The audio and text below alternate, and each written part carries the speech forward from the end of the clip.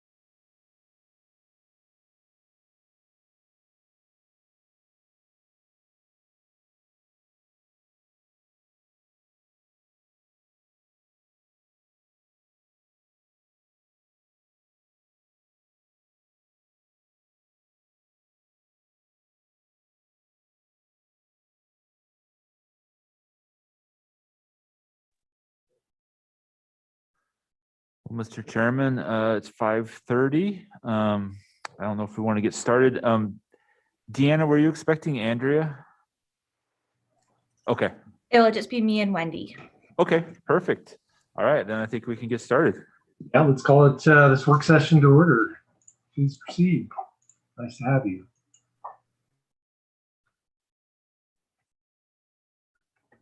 All right, thanks. I think we'll be sharing our presentation. Excellent. Mr. Chairman and Council, I'd like to introduce myself. My name is Wendy Ellisette. I'm with the Mayor's Office, and I'll be helping Deanna walk through today an update on our zoning code rewrite project. I want to make sure everyone can see. Can someone give me some symbol that we're able to see? Excellent. So the zoning rewrite project, as most of you are aware, has been ongoing for a bit of time. The project has ambitious goals. Our 55-year-old zoning code, it's time for a refresh and a rewrite on the code. The code itself is a discrepancy with our comprehensive plan Blueprint Boise, and I'm sure you're all very aware of that. So the major goal of our project is to implement Blueprint Boise via an updated code. We're trying to build on our vision, mission, and values of the city for everyone across the city, as well as take a full engagement approach with our community. Our hope and our goal is to ensure that as we engage our community in this zoning code rewrite, that we gain buy-in or at the very least understanding across the city so that people understand better why we're approaching this work. Our zoning code, we've heard many times, and you probably feel firsthand, is not always user-friendly and it's not always intuitive. So by modernizing our zoning code and bringing it up to speed, then we hope to incentivize great design and enable the development that really moves our city in the direction of Blueprint Boise. Of course, a streamlined development review process with fewer variances and fewer needs for special administrative workaround work was also a great goal to have on the project. We've approached the project in 5 phases. So we've completed 2 of these phases. We're in the process right now of being in phase 3. We spent some time in 2019 as well as early 2020 before everything slid a bit sideways with COVID, planning out and organizing our work. Our phase 2 was a major deliverable called the Final Solutions and Diagnostic Reports. We extensively reached out across the city to many different people in different roles, including our community, homeowners and renters, to understand better where the problems with the current code was. Our phase 2 completed with a significantly sized report, around 30 pages from our consulting partner, Clarion Associates, based out of Denver. And we then launched into phase 3. Phase 3 is the meat of the work. So this is where we're actually developing our new code. We've broken the code into 3 different modules. And part of the reason why we wanted to update you today is the first module is available. So module 1 has been released. And module 1 focuses on our uses, on our land uses and zoning districts. Module 2, which will be our next work, has already started and will be released later this summer. And that is where we really focus on design elements. And then our module 3 is procedures. And that will come out late fall, early winter. So phase 3 is really where we start to release new modules of our new code. And then phase 4, we switch gears and we put it all back together again into one integrated copy of our new code, as well as tie it back to a map so that people across the organization, across the city, as well as across our organization, can see how particular zoning districts might have changed over the course of the new zoning code. And phase 5 is all of the adoption processes. I'm going to lay this out on a timeline for you so that you can see how, when, and where how we intend to do this. So as I mentioned, phase 2 was predominantly focused on building out our diagnostic report. That was released in January. That is a public document, is up on our project website, which we have later in the presentation. If you haven't seen it, I highly encourage you to have a look. It has a lot of detailed information about the state of our current zoning code. And phase 3 is where we're at today. So our module 1 has been released to the public. It's been out for several weeks now, and we are in the process of kicking off our public engagement for module 1. We would love to be able to explain those events to you so that you might help us to spread the word. We would like to hear it from as many people as we can across the city as we review our module 1. Deanna is going to walk you through some specifics of that in a little bit. We've set aside a month, a little bit over a month at this point, to gather input on module 1, while at the same time, we're pivoting and we're starting work on module 2. We do have a citywide advisory committee. This is a group of 20 people from across the city that applied and were accepted onto our citywide advisory committee. And this is the group of people that we are working with in deep detail. And Jessica sits both on this commission as well as on the citywide advisory committee. And the CAC, it meets every month as a public meeting. You're always welcome to attend as well and listen in. And module 2 work is beginning there. We do intend to have a similar month-long, at least, public engagement process for module 2, which will be in August, perhaps even continuing into September.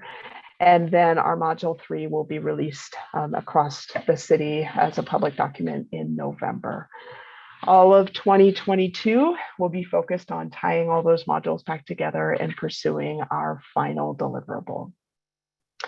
So to give you an idea of where we're heading, we intend to release and have adopted code by December of 2022.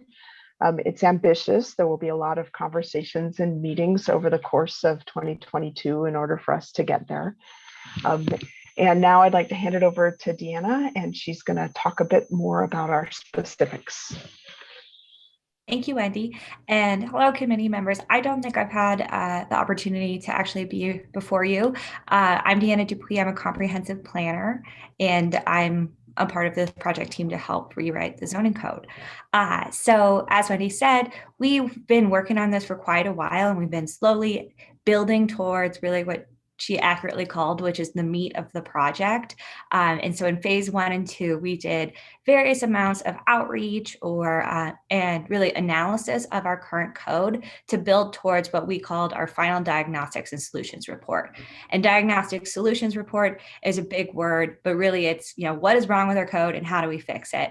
And so as Wendy said, it's on our website, the Diagnostics and Solutions Report, and it takes really like a 3-prong approach, which is capturing what we heard from our residents, what our consultant Clarion Associates sees nationally in zoning trends over time. So as Wendy said, we're a very old code, and there are some differences of how cities are moving towards land use planning into the future. Actually, detailed recommendations for us to keep in mind as we move into those 3 modules of the code.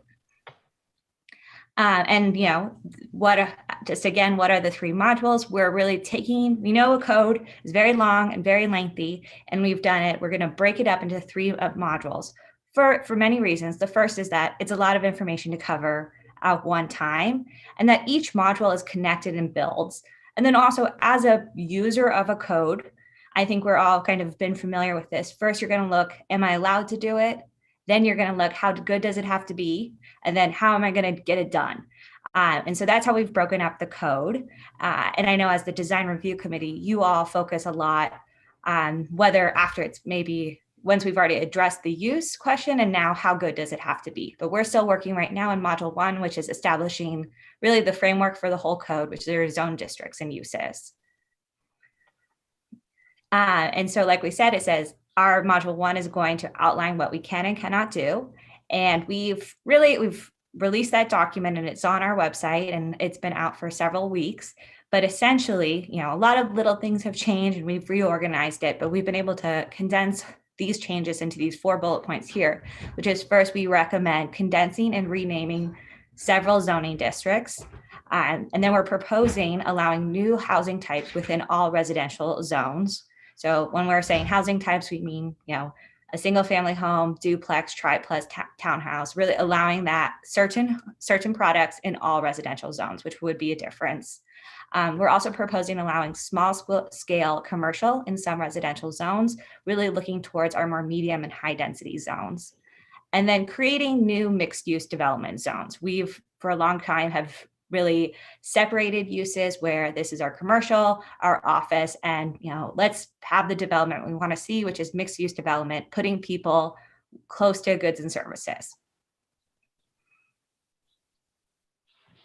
And so that's a huge, really quick summary of what we're proposing, but there's still a lot we have to do to make sure folks know what we're proposing, and then that we're hearing from our community about how can we refine this module and then build towards the next, which is really going to dive into, hey, if we're allowing mixed use development, what does it have to look and feel like? So we do have a survey online right now. You could just go to our zoning code rewrite website and we'll have that open through June. We're going to host 5 community conversations throughout May and June, in which we really want to have a discussion and dialogue with our community members about these changes. And then for those who really want to dive deep into the text, we have very academic office hours, but really you could sign up and talk to myself or Andrea, really talk to a planner about what this code proposal actually says and help us make sure that we don't have any gaps. It's a huge document and more eyes on it telling us, hey, this doesn't work, or I don't see how this will work if we do this. And at the same time, we're going to begin, as Wendy said, we've already kind of started moving into module 2, and we'll be doing that with our citywide advisory committee starting next week. And here again is just how you can learn more and how you can participate in the process. And as you can see, those last couple bullets really sign up on the project website as our the house of everything zoning code related and ways that you could tap in. So thank you so much. And Josh, I'm not sure if we have time for any questions, or we're happy to. Absolutely. If any of the committee members have questions, go right ahead. Any questions? I have a comment. I just want to thank Team Boise City and the crew working on this. The meetings have been really good. I really appreciate Andrea letting everyone have an opportunity to speak. We have a diverse group with different thoughts and ideas and opinions. And Andrea is really respectful about letting everyone give their 2 cents and say their piece. And I think it's been a really good process so far. Thank you. Thank you. Thanks, Jessica. Well, thank you so much. It's been very informative, and looking forward to getting that on the website and diving a little deeper into it as well. So thank you so much, both of you, for sharing tonight. Absolutely. Thank you for having us.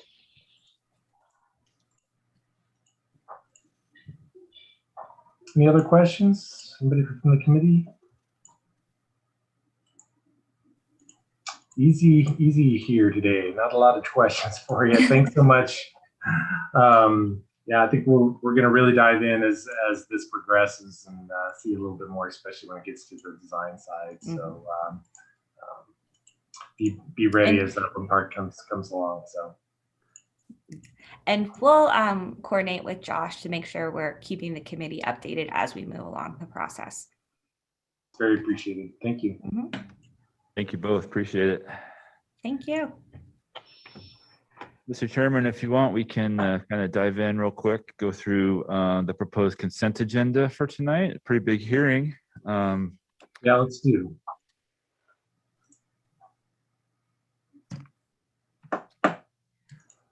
So, any changes? Any changes from what you presented earlier today? No changes from the one sent out in email. We would, as just a summary, real quick summary, we would propose number 1 consent, and it will come back for a future public work session to hammer out some design details. Would propose number 2 consent, and that is just a time extension request. We will hear number 3. We would propose number 4 for consent. Number 5 for consent.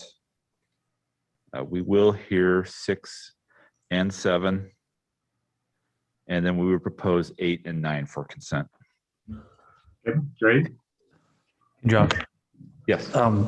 is number 4 still a deferral? Oh, sorry. Yes. Yep. Okay. Yep, correct. Number 4 is a deferral. Yep. Okay, great. I Good just catch. wanted to Thank make you. sure that didn't move to consent because there wasn't really much in the application packet on that. So thanks. You bet. And then I just had a couple quick announcements. I know Casey Downey is on the call. I just wanted to let you all know that this will be her last hearing with Design Review. Sad to say we're losing her to a relocation to Spokane. So Casey's been a fantastic member of Design Review, just does standout work, and she will be deeply missed, but obviously happy for her and her new opportunities in Spokane. So we'll begin a recruiting process and get somebody on board as quickly as we can, because Caitlin and I are going to be struggling a little bit. So, and then also, I know Bob Talboy couldn't make it tonight, but this is technically his last hearing. He did not seek reappointment, so there's an advertisement out currently for a new committee member, and we will fill that as soon as we can. So I feel a little remiss not mentioning it last month, so we could congratulate him in person and thank him for his service. But Bob has been an excellent member of the committee and has provided a lot over the years, so we appreciate it. And he will be missed as well. So a couple of bummer notes, but on that, unless anybody has any comments or questions, we can adjourn until 6. Just one quick procedural question for tonight, because we are anticipating some public testimony tonight. Are you expecting anyone publicly in person so much today, Josh? And I haven't heard specifically that we will have people in person, but I would anticipate it. Yes, I think we'll have a few. Do we typically, on some of your other hearings, are you going through in person first and then online second? Is that kind of Okay.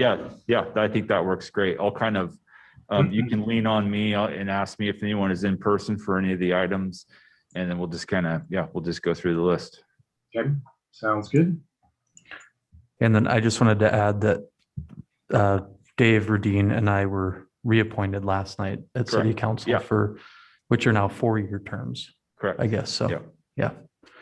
You're not losing either of us yet. We're extremely happy to have both of you for another 4 years. So, yep.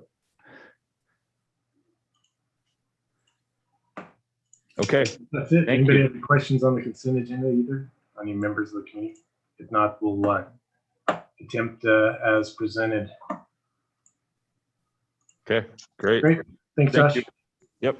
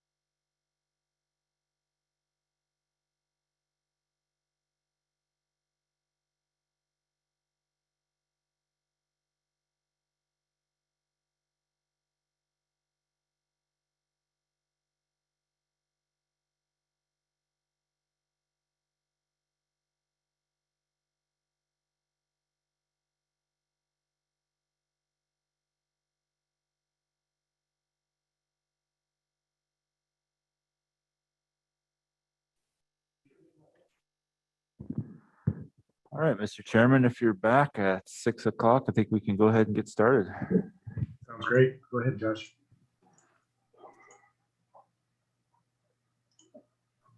I'll start with the introduction. Good evening and welcome to the Boise City Design Review Committee meeting. A few things to start out with for tonight's proceedings.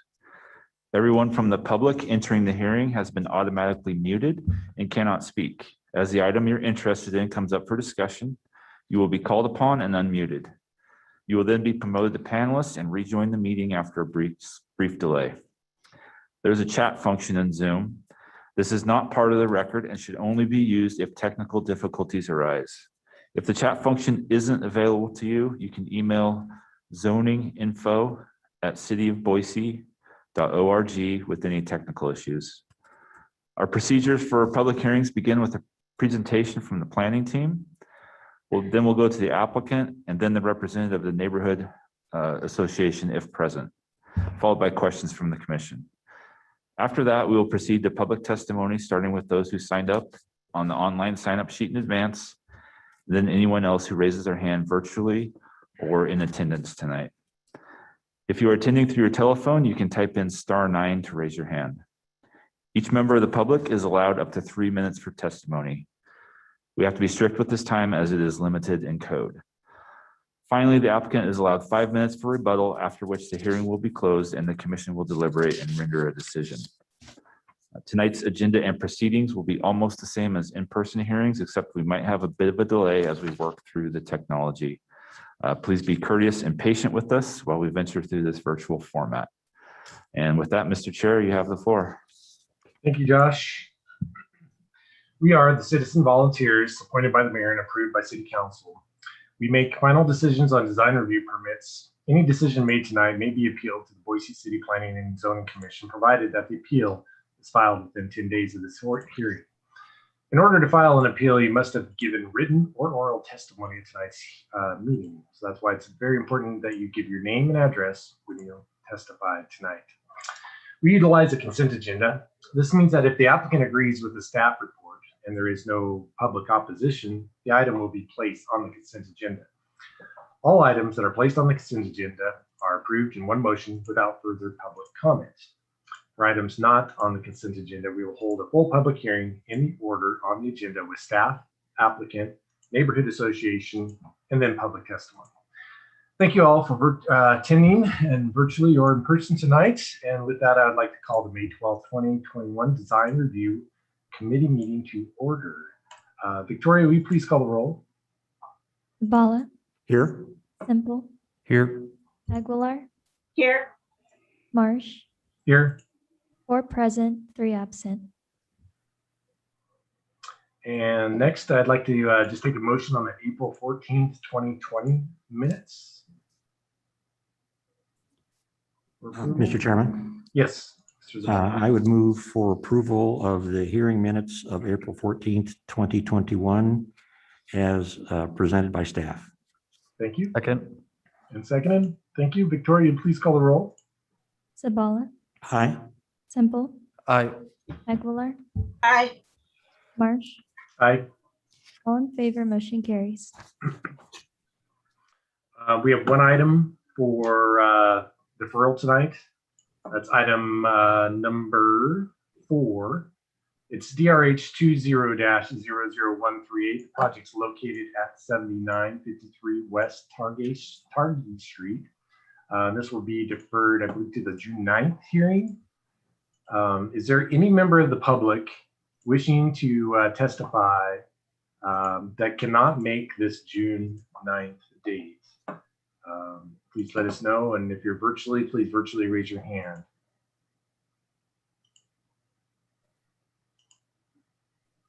Seeing none, that would conclude our items to be considered for our deferrals tonight, and I would take a motion on deferrals. Mr. Chairman, Yes. just for clarification, the application number for deferral DRH 21-00138. I believe you said 20. Oh, thank you so much. Yeah. Yep. Item number 4, DRH 21-00138. Thanks for the And clarification. Mr. Chairman, Yes. I move deferral of item number 4, DRH 21-00138 to the June, 14th. Is that the date? I think June 9th, wasn't it? Sorry, June 9th, 2021 design review hearing. Yep, so moved. Is there a second? Second. Second. Thank you very much. Victoria, you please call the roll. Sabala, Aye. Semple, Aye. Aguilar, Aye. Marsh. Aye. All in favor, motion carries. Now we'll move on to our items to be considered for our consent agenda. The first item to be considered for our consent agenda is item number 1, DRH 21-0008. The location is 2850 West Fletcher Street for the construction of a new mixed-use development with 358 residential units, offices, commercial space, and structured parking in 3 buildings from 4 to 7 stories, with associated site improvements on a property located in a C5DD zone. Is the applicant present? If you would, please virtually raise your hand or let Mr. Josh. Yeah, they are in person, Mr. Chairman. Thank you. And are you in agreement with recommended conditions of approval?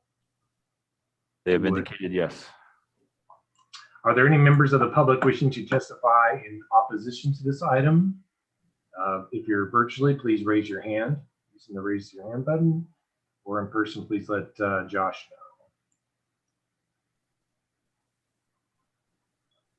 know. I see no adverse testimony, so that at this time we will move this item onto the consent agenda. The next item to be considered is item number 2. Item number 2 is DRH 17-00072. Location is 3453 East Park Center Boulevard for Albertsons Companies. It's a request for a 2-year time extension to construct a new grocery store and fuel center on a property located in an SPO2 zone. And is the applicant present today? I see raise your hand. Thank you, Ms. Thompson. Is the applicant in agreement with the recommended conditions of approval? Mr. Chair, yes, we are in agreement. Thank you. And are there any members of the public wishing to testify in opposition to this 2-year time extension? If you would, please virtually raise your hand, or in person, please let us know. Seeing no opposition, we will have this item moved to the consent agenda as well. Next item to be considered for our consent agenda is item number 5. It's DRH 21-00142. Location is 5917 West Clinton Street. It's for the construction of an approximately 17,646 square foot single story multi-tenant industrial building with associated site improvements on a property located in M1D zone. Is the applicant present? You would. Mr. Perkins, thank you. And is the applicant, are you in agreement with the conditions of approval?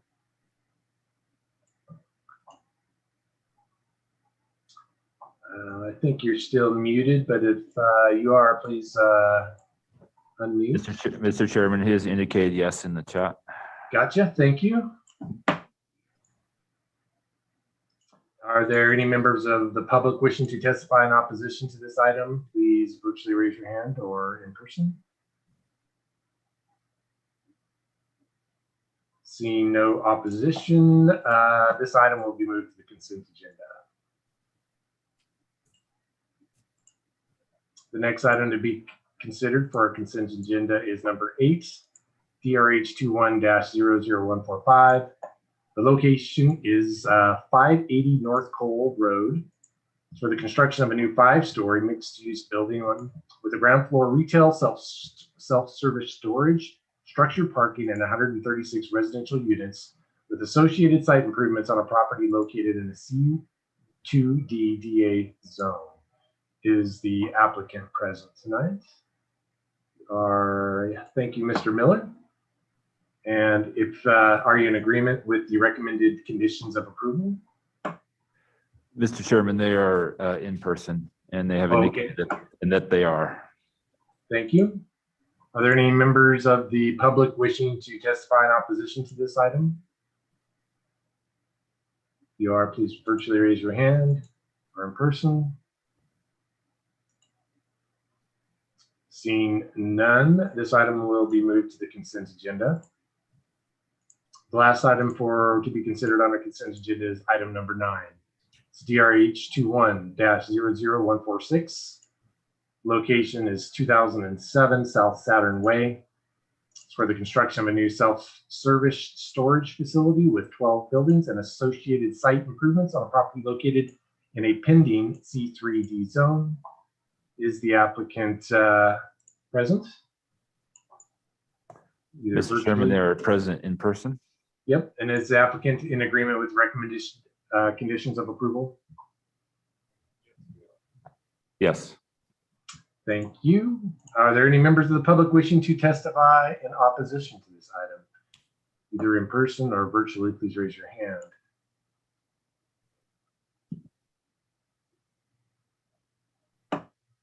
Seeing none, this will also be moved to the consent agenda, and that concludes our items. Mr. Chairman, Yes. I believe we do have a raised hand. Denise. Oh, there it is. I'm sorry. Nope, that's okay. Denise Miller, I believe you are in opposition to this item. Can you confirm? No, I'm calling on behalf of my mother who lives across the street from there. So I was under the understanding this is a design review, or no? This is design review, yes. And these items are items where we feel that they have basically are in agreement with the staff report and would be approved at the beginning of the hearing. If you wish to testify in further detail tonight, we can pull this item and hear it on a regularly scheduled, if that is the your desire. Okay, yeah, I just wanted to know what this, what the landscaping is going to be, the setback from the road, those items. Is that something that you would review?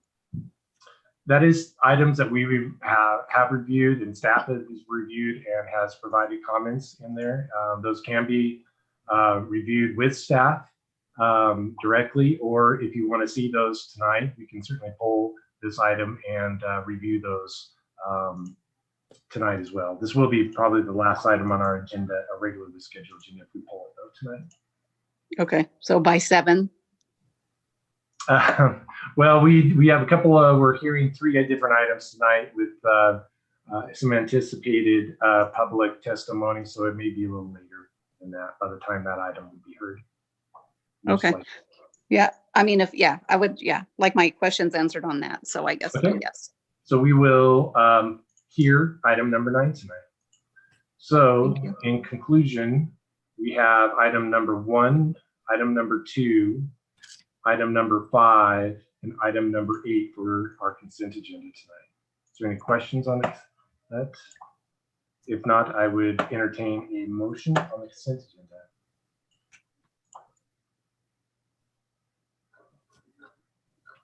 Mr. Chairman? Yes, Mr. Zabon. I would move for approval of items number 1, 2, 5, and 8 on our new business agenda for May 12th, 2021, as recommended in the findings of fact and conclusions of law and recommended conditions of approval specific to each project report. Thank you, Mr. Zabon. Second. Thank you, Mr. Simple. Any discussion on the motion? Hearing none. Victoria, please call the roll. Sabala, Aye. Simple, Aye. Aguilar, Aye. Marsh. Aye. All in favor, motion carries. Well, thank you. At this time, we will proceed to our regularly scheduled items to be heard tonight. The first item to be heard is item number 3. Item number 3 is DRH 21-00129, which has the location of 3310 West State Street. And it's time I would turn it over to staff for their report. Thank you, Mr. Chairman. I will keep this one brief. I believe the applicant is in agreement with all the recommended conditions of approval. The subject parcel is located on the north side of State Street between North 33rd Street and West Grace Street. It is a car wash building, and the car wash is placed along State Street. We do have some access points on 33rd Street and an escape lane on Grace Street. The applicant is providing the required landscaping, and there are some conditions of approval regarding the landscaping as well. The applicant's design does meet the required block frontage designation of commercial mixed use. They've provided the required transparency. They are also providing the 10-foot wide multi-use pathway along State Street. Here you can see a rendering looking down State Street, kind of from the north. And here are those east and west elevations. We did receive some public comments that you received through late correspondence memos. Those were mainly focused on the use of the car wash. The car wash use is allowed here. I don't know if the two members who submitted testimony are wanting to speak tonight or not, but I believe the applicant is also present.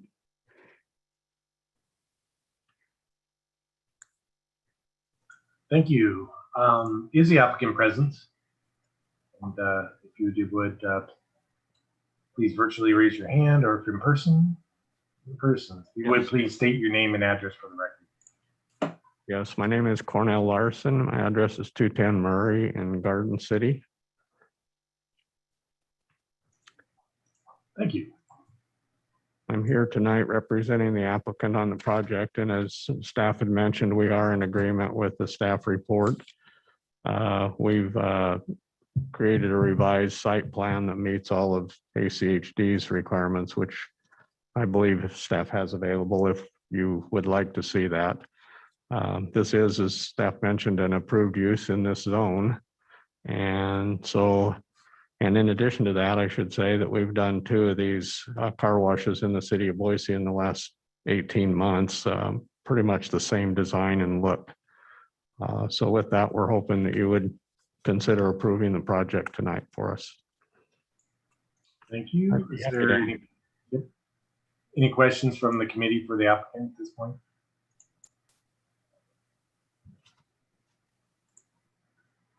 Hearing none, thank you very much. Thank you. Is there any member of the public wishing to testify? And if you would, please either virtually raise your hand or in person.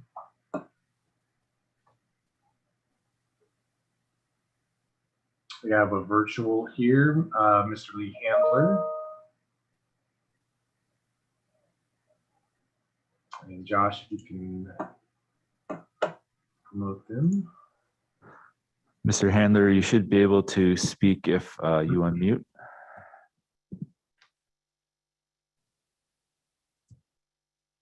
Can you hear me now?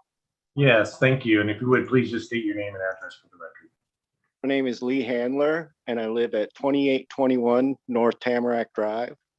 I've been a 30-year resident of the Veterans Park Hollister neighborhood, and I think this would be a good project for our neighborhood. It's a very beautiful building. I've gone and seen the one up on Cole and Fairview, and I think it would add jobs to our neighborhood and be overall good for the neighborhood. That's all I really wanted to say. Thank you, Mr. Handler. Are there any other members of the public wishing to testify tonight? If you would please virtually raise your hand.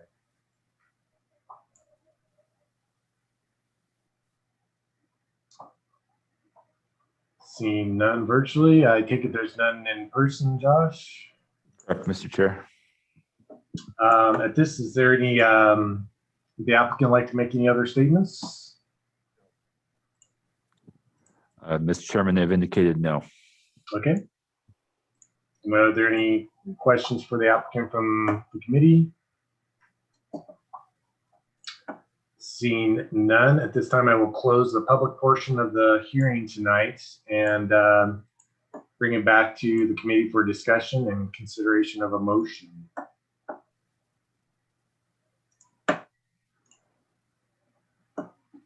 So as staff stated before, we did get a memo and we did have some comments from some late correspondence on this item. I believe as stated previously, it's more on a use status than most of anything else.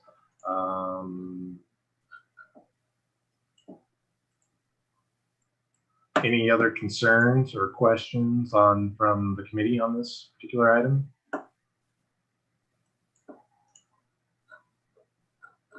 Mr. Chair, Yes. I'd like to make a motion. Okay. I move to approve DRH 21-00129 as recommended in the findings of fact, conclusions of law, and the recommended conditions of approval noted in the project report. Okay, thank you for your motions. Thank you, Laura. Is there a second? Second. Thank you, Mr. Simple. Any discussion on the motion? Hearing none. Victoria, please call the roll. Sabala. Semple. Aye. Aguilar. Aye. Marsh. Aye. All in favor, motion carries. All right, thank you very much. Next item to be heard tonight is going to be item number 6. Item 6 is DRH 21-00143 with the location of 1909 West Boise Avenue. And at this time, I turn it over to Caitlin for staff's presentation. Thank you again, Mr. Chairman. This project is located west of the Boise Avenue and Protest Road intersection. It's comprised of 2 existing parcels. There is an existing restaurant and a duplex that will remain on the southeast parcel. And then the applicant is going through the record of survey process so that those buildings to remain will be on their own parcel, and this building will be on its own parcel as well. The applicant received approval of a rezone just to rezone the area of the proposed project to ROD with a development agreement. So you can see this vertical striped area is part of the rezone, and then this pink C1D area with the existing restaurant will remain C1D. And the associated development agreement approved the conceptual site plan and the layout. So it's a 3-story building, which will provide 175 units with 547 bedrooms with the goal to provide student housing. There is 1 access drive on Boise Avenue that leads to the underground parking and a small service lot for drop-off and pickup. There are some walk-up units along Boise Avenue and Protest Road. Interior to the building, there are 3 large outdoor courtyards. And then at the corner, at the intersection of Boise and Protest, there is a large amenity space for the tenants, as well as a retail tenant space and a plaza that can also be used by the public.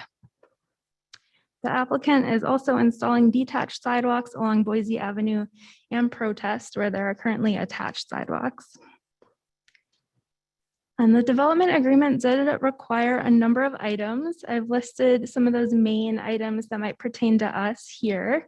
So if we could just go through those quickly. The development must be constructed in accordance with the approved conceptual plan. The design review committee can approve minor changes. The maximum building height is 37 feet. Building appurtenances and mechanical equipment are limited to 42 feet tall. The maximum number of units shall be no more than 175. The maximum number of bedrooms shall be no more than 547. The minimum number of bicycle parking spaces provided shall be 1 per bedroom. A minimum of 2 alternative transportation options shall be provided on the site. This could include an e-scooter or bike share hub and car share program. The existing transit routes cannot fulfill this requirement. The cost for vehicular parking shall be charged separately from that of the associated residential lease, with bike parking at no charge. A maximum of 1 vehicular access point is allowed. The developer will include sustainability features within the development. Class 2 trees shall be planted along Boise Avenue and Protest Road unless the fire department has concerns with regards to access. Then a 50-50 mix of Class 1 and Class 2 trees shall be planted. And mitigation for 250 caliber inches shall occur with a combination of on-site plantings and within 2 miles of the site in direct coordination with City of Boise Parks and Recreation Department. So the proposed building design includes facade modulation, varying heights, a mix of colors and materials, and articulation features that break up the length of the facades and will provide interest along the streets. This is the front elevation along Boise Avenue at the top and the rear elevation along the bottom. The retail space includes glass storefront, a dark brick veneer, and a metal accent band.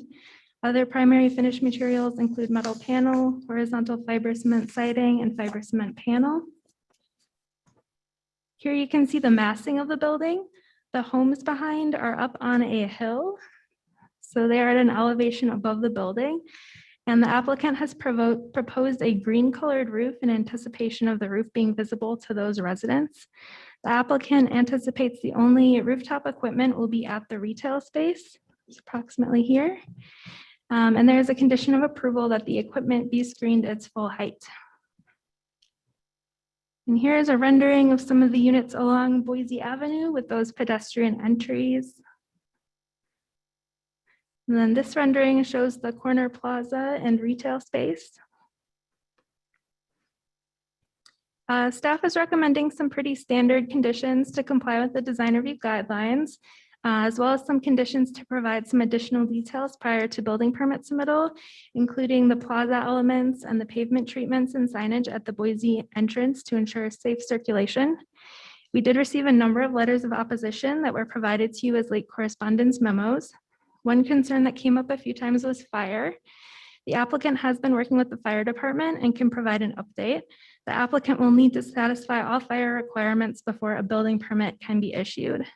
And then I would also like to clarify that the applicant will be complying with all the requirements of the rezone and the development agreement, and nothing we approve would remove any of those requirements. And that includes the unit and bedroom maximums and the height maximums.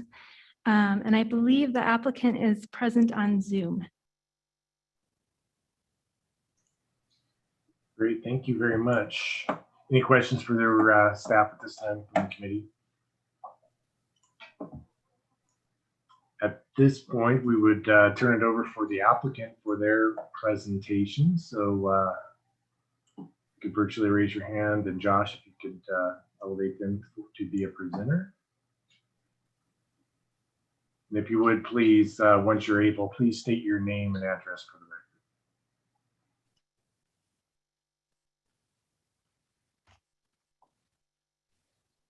Hello, can you hear me? Yes. Okay, great. One question, I'm actually going to be passing this off to another member of the team here in a second. Is there any way he could share his screen and I can talk for a couple minutes, and then that way we don't have to switch screens, or I don't know if there's a better way to handle it. Absolutely. Mitch, is that John Harding? It is. Yep. Okay, he's been added. And Mitch, if you would please state your name and address too for the record. Sure. Yeah, it's Mitch Cordy, 3000 Locust Street, St. Louis, Missouri. Great, thanks. I can't share my screen until somebody else stops sharing. Oh, thank you.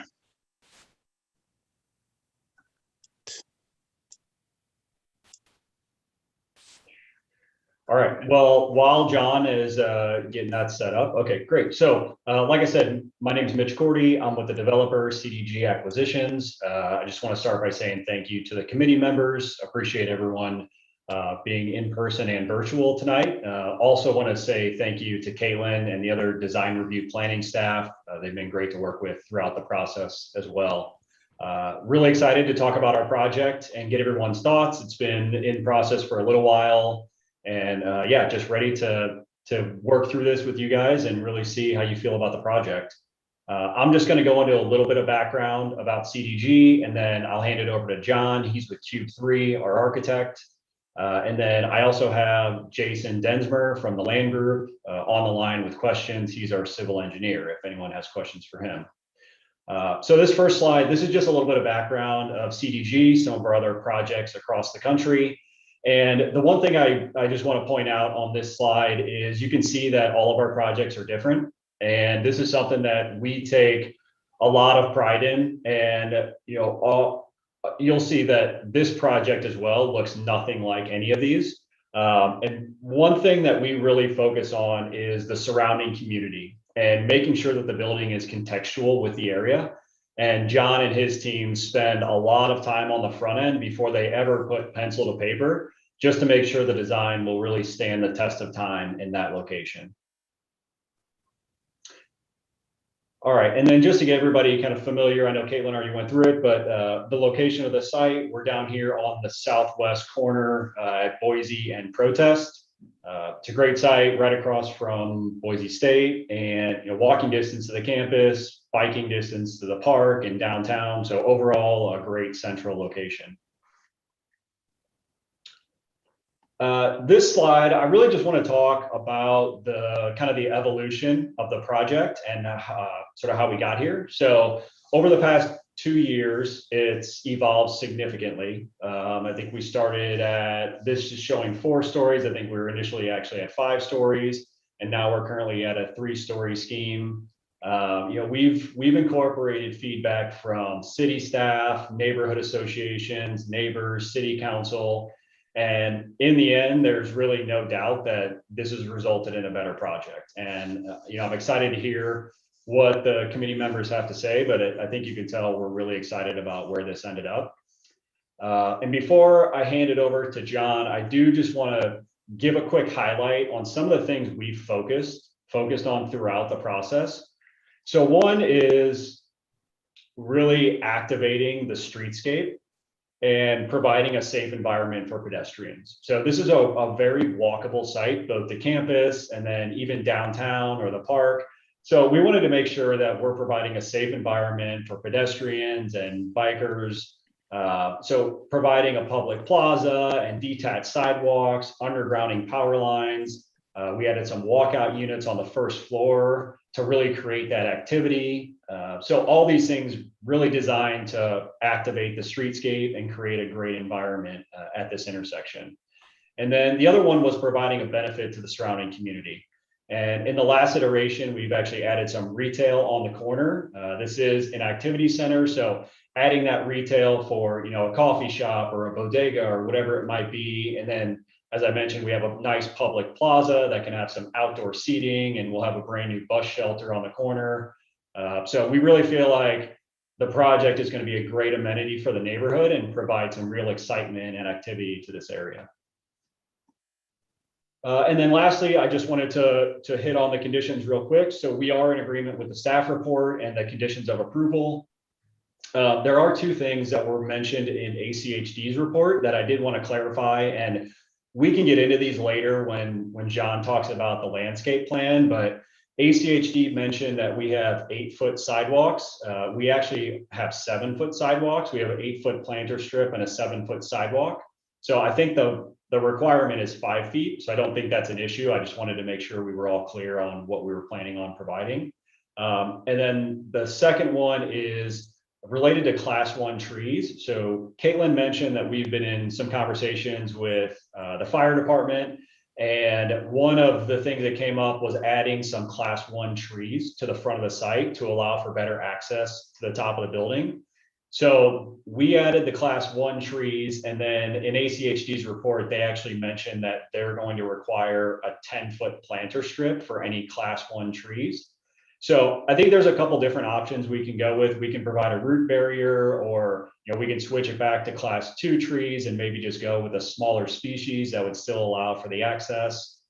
Either way, I think we're open, and we should be able to find a solution. But I just wanted to throw those 2 things out there to make sure everybody was on the same page moving forward. So with that, I will go ahead and hand it over to John, and he'll get into the design. Thanks, Mitch. This is John Harding with Cube 3, 370 Merrimack Street, Lawrence, Massachusetts.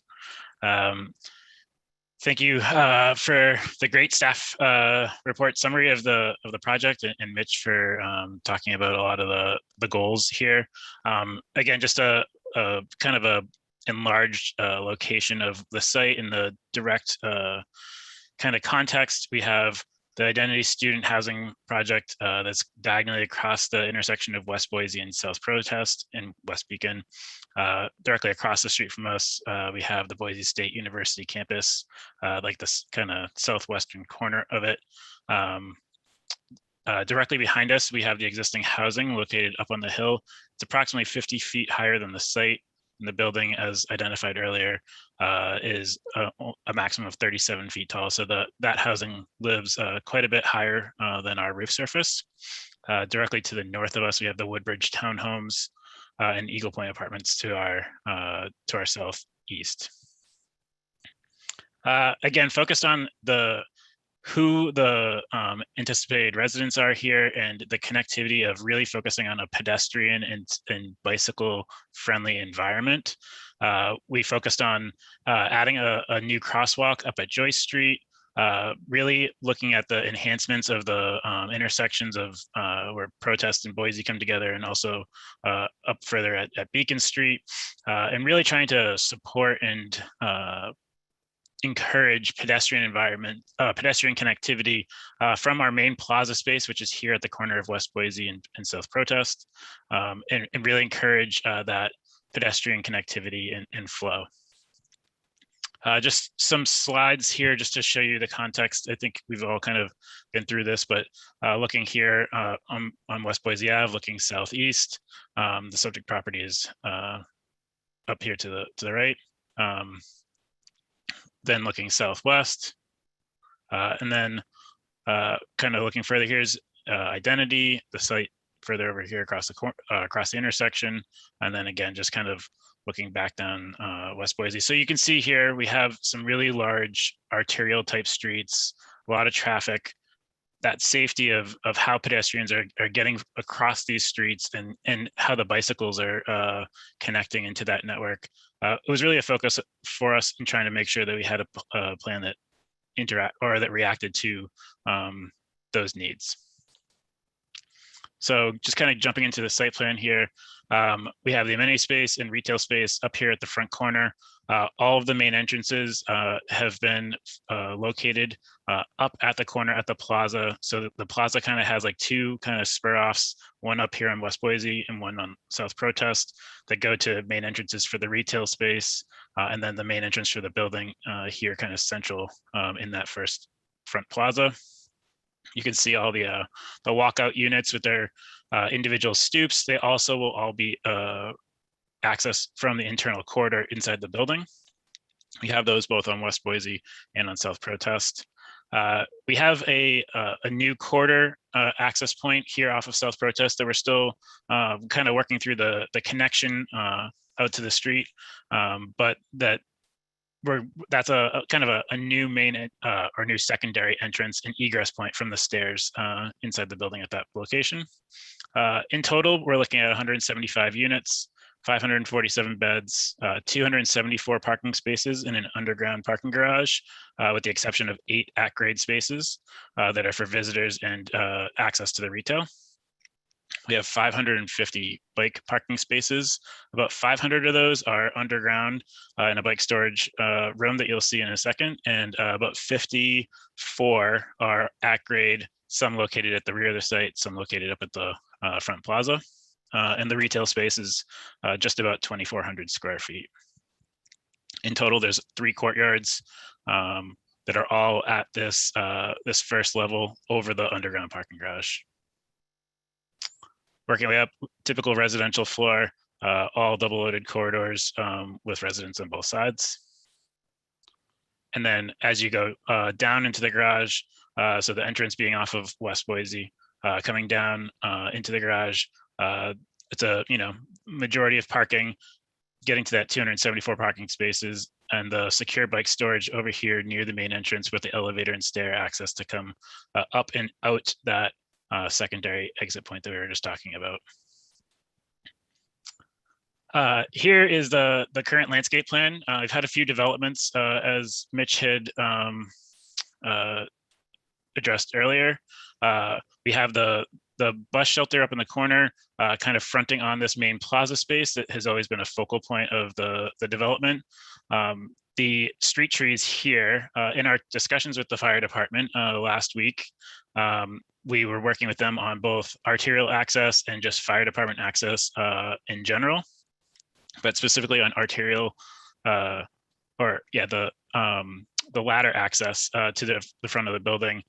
All class 2 trees along here would have prevented them from being able to swing their ladder up to the building. So they asked us to look at how to better create a plan that gives them some smaller trees. So the class 1 trees that have the ability to get that ladder, the aerial access to the roof of the building. So they have a spot kind of at the end here, in the middle, and then over here at the corner to get on wherever is the most convenient or appropriate for them.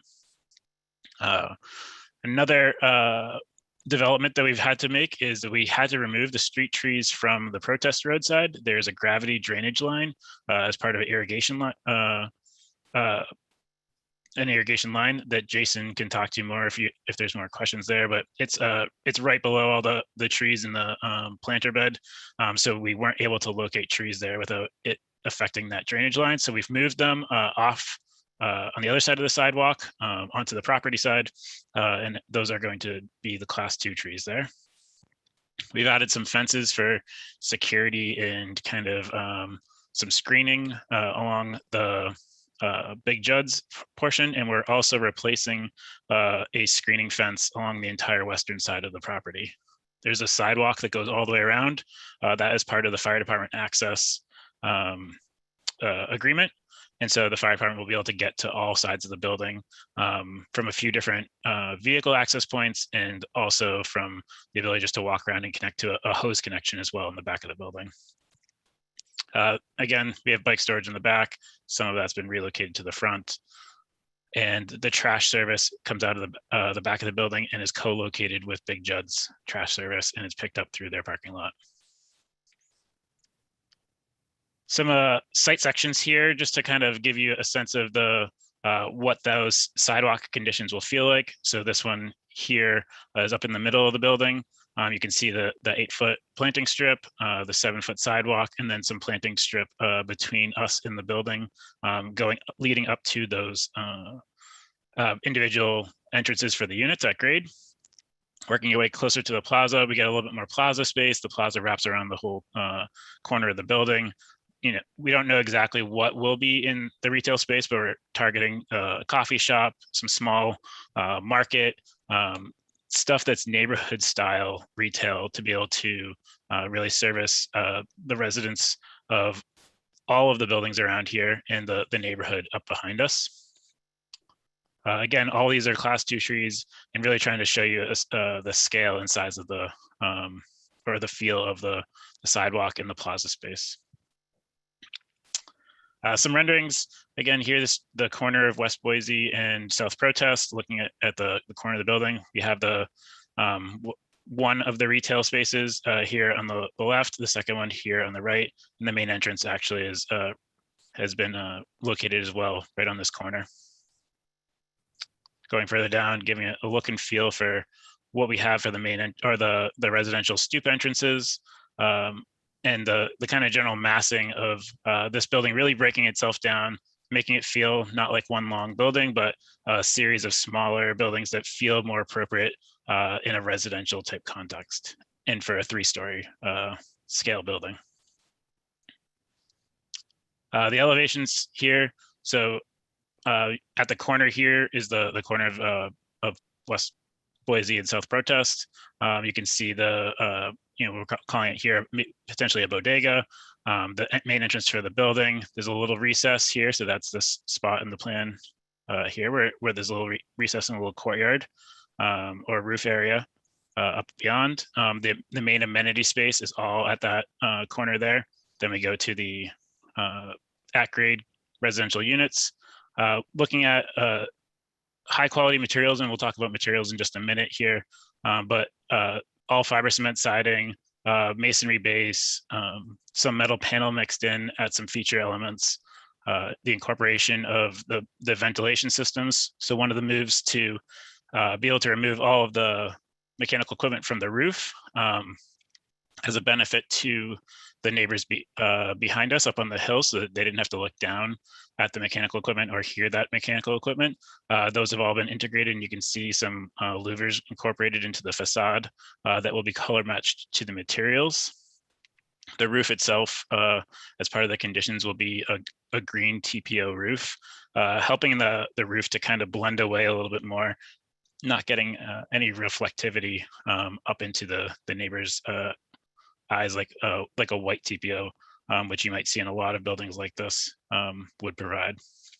The main parking access point at the far right side of the elevation, and you can see here is where we have the drive-in tuck under parking for the retail and some visitor spaces. Again, the southeast elevation, here kind of facing out to Protest. And this portion here is actually behind Big Judd's. So Big Judd's is kind of located right here in front of this part of the building. Moving our way around the back, so this is the rear of the property. It's where that 40 to 50 foot hill is right behind us. So the hill line is actually kind of slightly above the top of the building here, and those neighbors behind us. So looking at this spot on the property, and the neighbors behind us are up above those the rooftop above the parapets there. And again, this part of the building here is behind Big Judd's. And then the far west side, again, there's going to be a new fence along the side. A lot of plantings in this area to further increase that buffer to the neighbors on Woodbridge. Last couple slides here just to talk about some of the materials. Looking at wood tone, horizontal fiber cement lap siding at the kind of the tapered elevation elements along West Boise. Inside of those, we have kind of like these projecting volumes. We're doing a mixture of metal panels, both a corrugated and a smooth metal panel. That gray fiber cement kind of signage band at the retail area with a gray, like a dark iron spot brick base, really kind of solidifying really durable materials against the plaza space. Main entrances will all be storefront for the retail, and also the main entrance for the building here, where it says Verve. Also recessed with some gray metal panel at this kind of feature recessed area, highlighting that plaza space up front. In the light gray areas, as you kind of go more to the body of the building, we're doing a gray horizontal fiber cement siding that's got a varied exposure to it. And we submitted a memo last week, I believe, that gave an example of what that looked like at a request of the staff for an example of what that texture might look like. And then we'll run a masonry base kind of around the building. Working our way further down, just another example of that gray textured. We'll also mix in some white fiber cement panel siding. You can see those louvers a little bit better.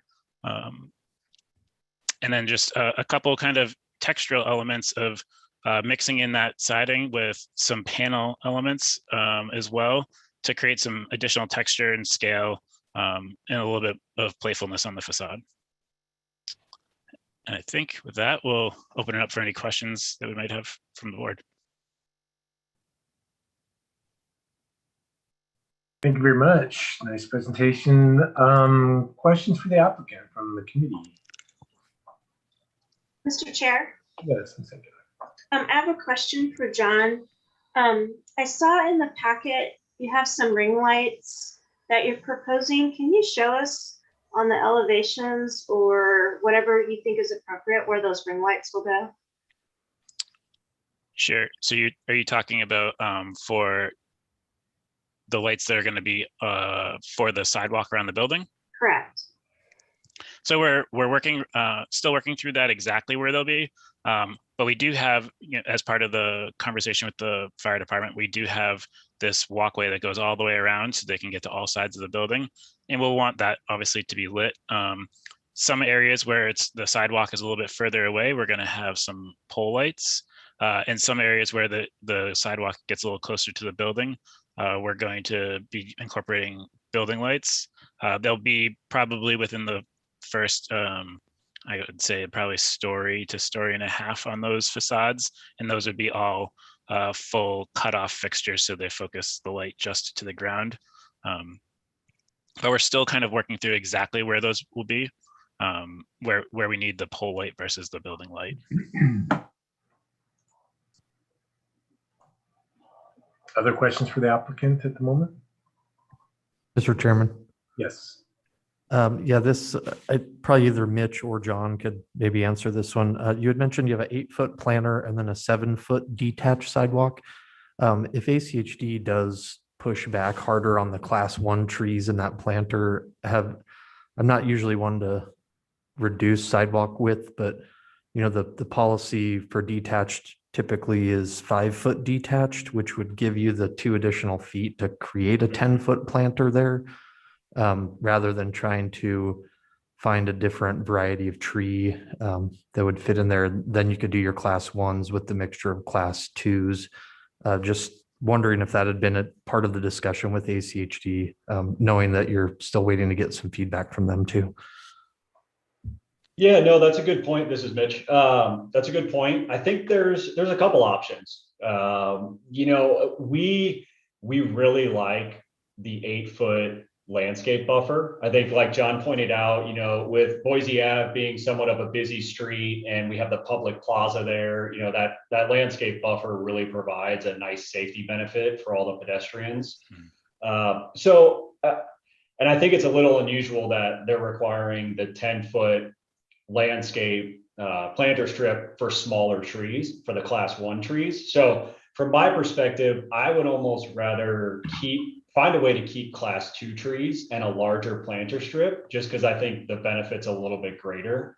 So whether we find a smaller species in just in very limited locations to put smaller class 2 trees, or there's probably even the option of just taking the larger class 2 trees and maybe spreading them out just a little bit more to create a couple access points for the fire department. So I think we have a couple options. I would really like to keep the 8-foot landscape buffer and then the 8-foot sidewalk. And sorry, I said landscape buffer, but we also really like the 8-foot sidewalk just because we're really trying to create this pedestrian activity and you have the walkout units. So ideally, we would keep, or the 7-foot sidewalk, sorry. So ideally, we would keep it the way it is, but we're flexible. So I think if the 10-foot landscape strip is just absolutely necessary, then I think we can figure out a way to make that work. It wouldn't be our first choice.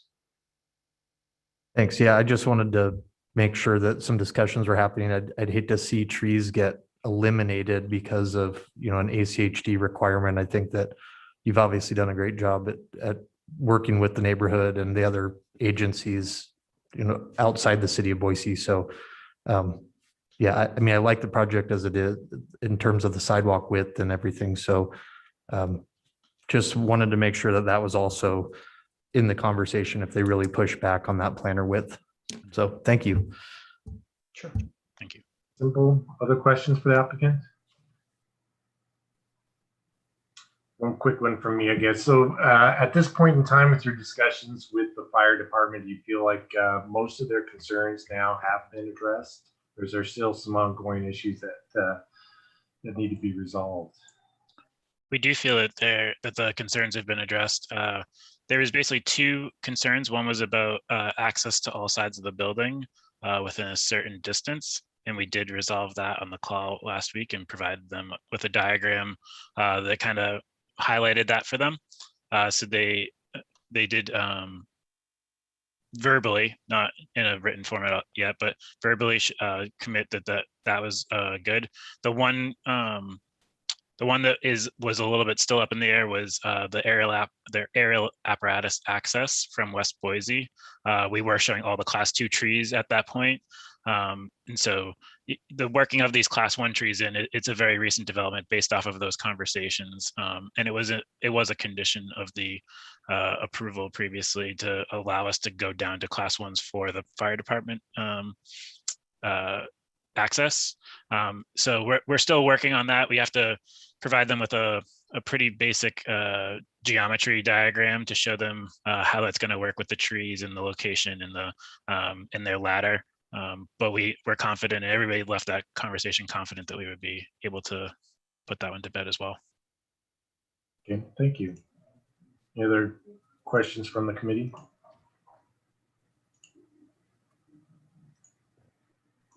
Seeing none, thank you very much.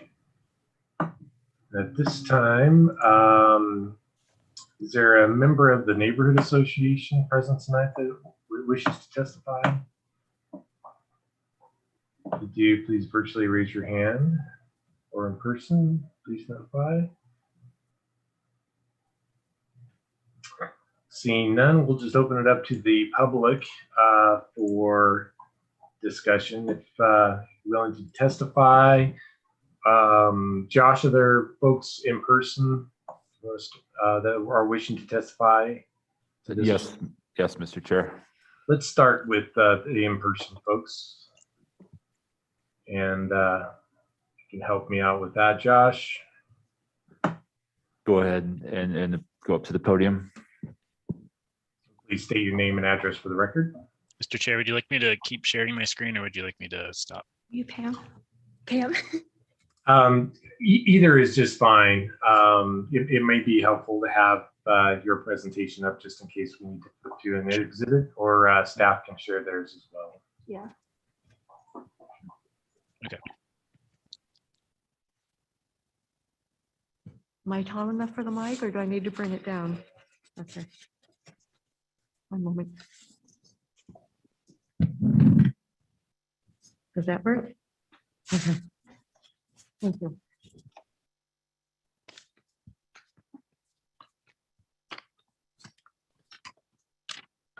Okay, go ahead. Good evening. My name is Pam Romer. I live at 2001 West Boise Avenue, number 8, Boise, Idaho. I want to contribute to the greatest good of Boise. A suggestion. I was hoping to see something in the design that represented the spirit and vision of the Oregon Trail travelers. Perhaps a map of the Oregon Trail that the public could walk or trace could be placed in the plaza, on the benches or the sidewalk perhaps. Especially since the Oregon Trail is an important part of Boise's history. The trail runs along the Boise Avenue and is memorialized in the monuments seen along the avenue. Thank you for your time and consideration. Thank you very much. Josh, the other members in person that are willing to, wishing to testify tonight? Mr. Chairman, that appears to be it. Thank you very much. At this time, we'll go to our virtual list. If you want to testify to this particular item, please virtually raise your hand. And right now, looks like we have Ryan Leahy wishing to testify. Yes. Ryan, can you hear me okay? Yes, and if you would, please just state your name and address for the record. Sure. My name is Ryan Leahy. I live at 8 Mesa Vista Drive, which is a residence immediately behind up on the hill. So what I'm seeing in the rendering is a strip of existing mature trees that are 30 to 60 feet tall, planted at the base of the development. And what I see in the plans, however, is that there is zero existing vegetation left, and so it appears that the plans actually do not include those trees. A very mature growth, which would do a lot to screen the neighborhood up on Mesa Vista from the new development. I also have noted that of the height of the grade from the base of the new development to the existing grade of Mesa Vista have kind of varied throughout the testimony from 50 to maybe 40 or so. And my look at that measurement that tells me that actually this 37 feet are very likely to obstruct our view. But while I can appreciate that it's gone from a 5-story to a 3-story, I just kind of would be remiss if I didn't note that I have grave concerns about the value of properties on the rim there, with the obstruction of the view, especially with the loose use of the measurements of our grade to the base grade. So I'd like to hear comments on both of those topics, please.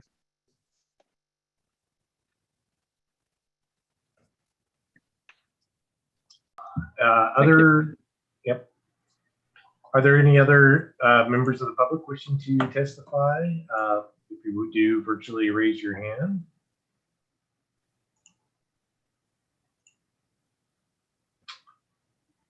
Seeing none, I take it there's none in person, Josh? Mr. Chairman, no. At this time, we would turn it back over to the applicant. If the applicant would like to maybe make some final comments or address some of the concerns brought forward. Yeah, absolutely. This is Mitch. So I'll just start with Pam's comments. There is an existing monument at the corner of the site that we will be preserving and then bringing back onto the site. So I think that was the concern she presented. And then, yeah, so that will be located. I don't know the exact location. We'll work with the city or landmarks or whoever it might be, whoever has jurisdiction over that, to get it relocated, probably somewhere right around the new bus shelter. And then with Ryan's comments, I can say, so we had elevations taken on, we actually, the neighbors allowed us to go into their backyards and survey their property. So we were able to get very accurate elevations from there, at various different points, whether it was right on their back doorstep, the middle of their yard, and then all the way down at the end of their yard. And then obviously we have the elevations for our site. So it is about a 50-foot difference. And then our building is 37 feet max height.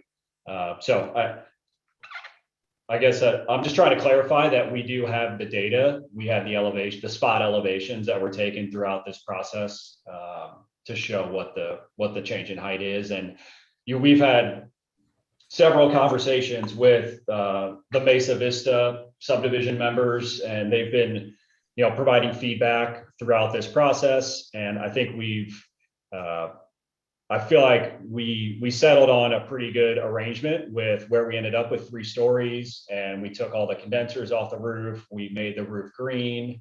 And then there were a couple other things, I think, as well. So yeah, that's, I guess that's it.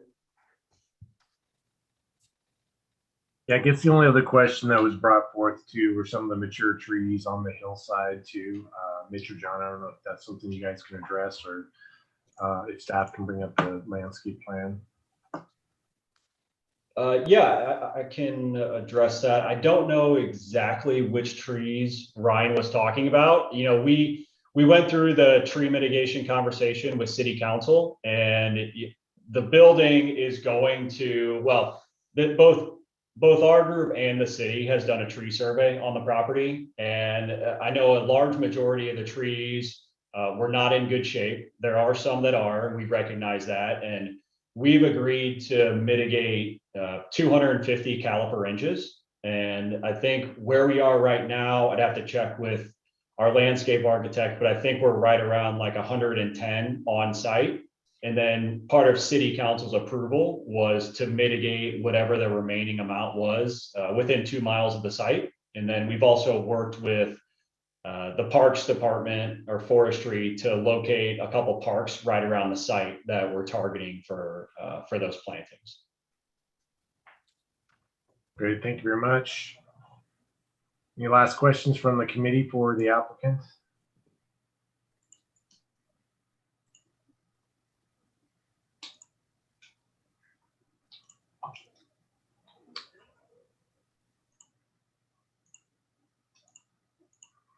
Hearing none,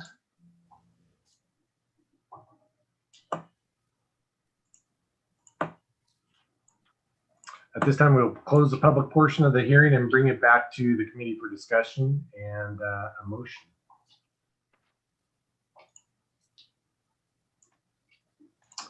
Thoughts, concerns from the committee on the application? As kind of stated before, looks like the applicant has gone through some pretty significant rework, working with local neighbors, also working with the city and the different departments there to come up with a solution on this corner.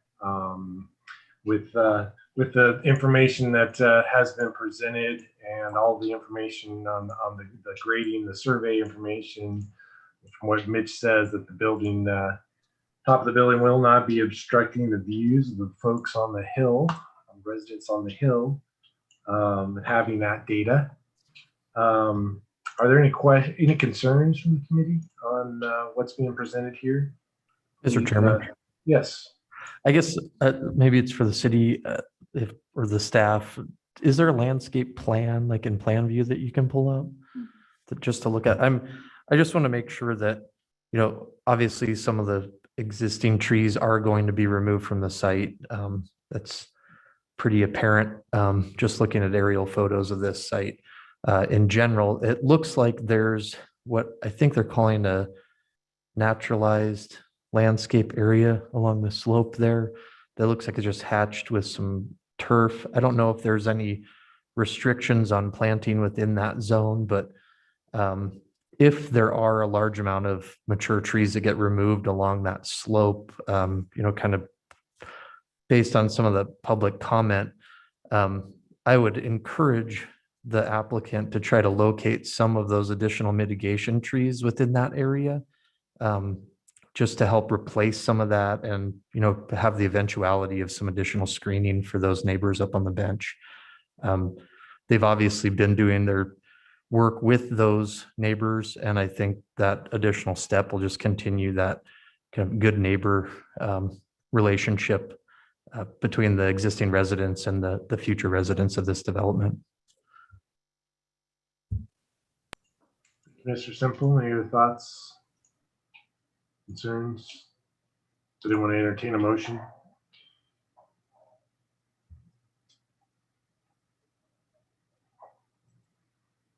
Mr. Chairman. Yes. I would move to approve DRH 21-00143 as recommended in the findings of fact, conclusions of law, and recommended conditions of approval noted in the staff report. Okay, so moved.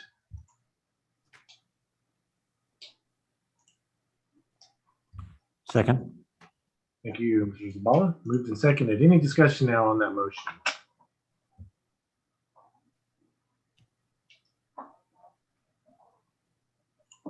Well, hearing none, Victoria, please call the roll.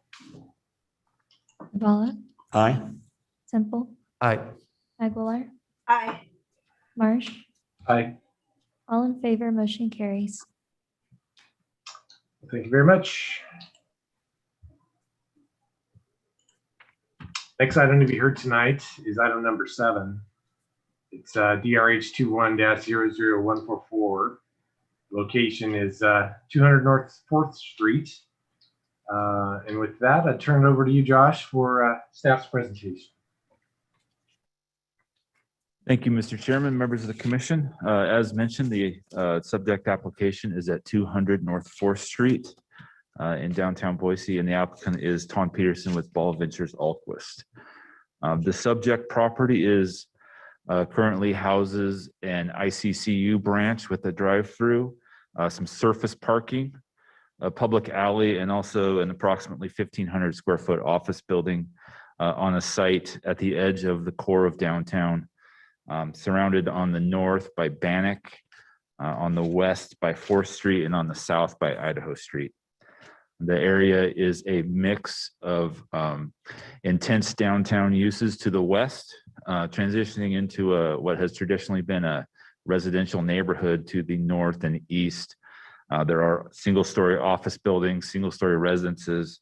There is a residential tower to the east of the site on an adjacent block. and it's an area of emerging mixed uses within downtown. I would comment that there's also a residential building to the north on that block, the Jefferson, which was approved some time ago. The applicant proposed a rezone and conditional use permit to City Council. That item was originally proposed for a 2-tower project. Those towers were 16 and 9 stories. After an initial hearing with City Council, the applicant was asked to revise that proposal due to a number of concerns to address the impacts on the neighborhood and to blend that into downtown, the core to the west more appropriately. Those recommended changes have been presented tonight. The applicant did receive approval from City Council for a 13 and 11 story project. The 13-story portion is capped at 199 feet, and the 11-story portion is capped at 136 feet. The applicant's proposal includes structured parking, which spans the entire site on the 2nd through 6th stories. It does span that existing alley, and that alley is maintained as a circulation route into the parking garage. There are some services located off of that alley interior to the project as well. This is the site plan. So the ground floor would really, if this was all you saw, it would appear as 2 separate buildings separated by the alley. So that ground floor does have the bank branch on the south half of the block with retail space along the streets, along both sidewalks, and then an entrance to the parking structure located off of Idaho Street. The north side of the block, separated by that alley, is the residential portion of the project. It does have some commercial space on the ground floor, and then parking above, and then residential above that. You will note that some increased setbacks have been provided on the east side of the site, adjacent to those some office buildings that will remain. That setback varies from 20 to 25 feet and has been proposed with a pedestrian pathway, which extends all the way from Idaho to Bannock, and then some landscaping. Part of the requirements from City Council were to retain some existing mature trees on site and go above and beyond when it comes to protecting those trees. The street trees along Bannock, 4th, and Idaho will be retained with a couple of exceptions. We do have comments from the Parks Department about appropriate measures to protect those trees during construction, and the applicant will be required to follow those. Additionally, there are some larger mature trees on the east side of the property that landscape buffer and pedestrian pathway is used to preserve as well. So the applicant's proposal, again, is for a 13-story and 11-story tower, 2 towers that are separated by the alley, except for the 2nd through 6th floors. So you can see on the north and south elevations, you can see those floors of parking. They have used different techniques to screen that parking in regards to the north and south elevations. On the north elevation, a green screen system has been proposed to take advantage of that shadier, cooler north elevation to help screen the parking structure. On the remaining elevations, they have proposed a mixture of steel mesh, and then some tubular steel elements in an abstract design pattern to help screen that parking. The project report packet that was sent out to the committee contained a number of public comments and also the late correspondence that was sent out as well. Many of those comments are in relation to that parking screening, its effectiveness, and requiring that it be maintained in perpetuity, especially in relation to that green screen on the north elevation. We did request of the applicant to bring additional details of those materials to the hearing tonight to demonstrate the success of that screening and to provide some information on those plant materials, their suitability for the Boise climate, and their plans to ensure success of those plant materials moving forward. Looking from the west, you can see that that north-south division of the two towers with the parking structure connecting them on the 2nd through 6th floors.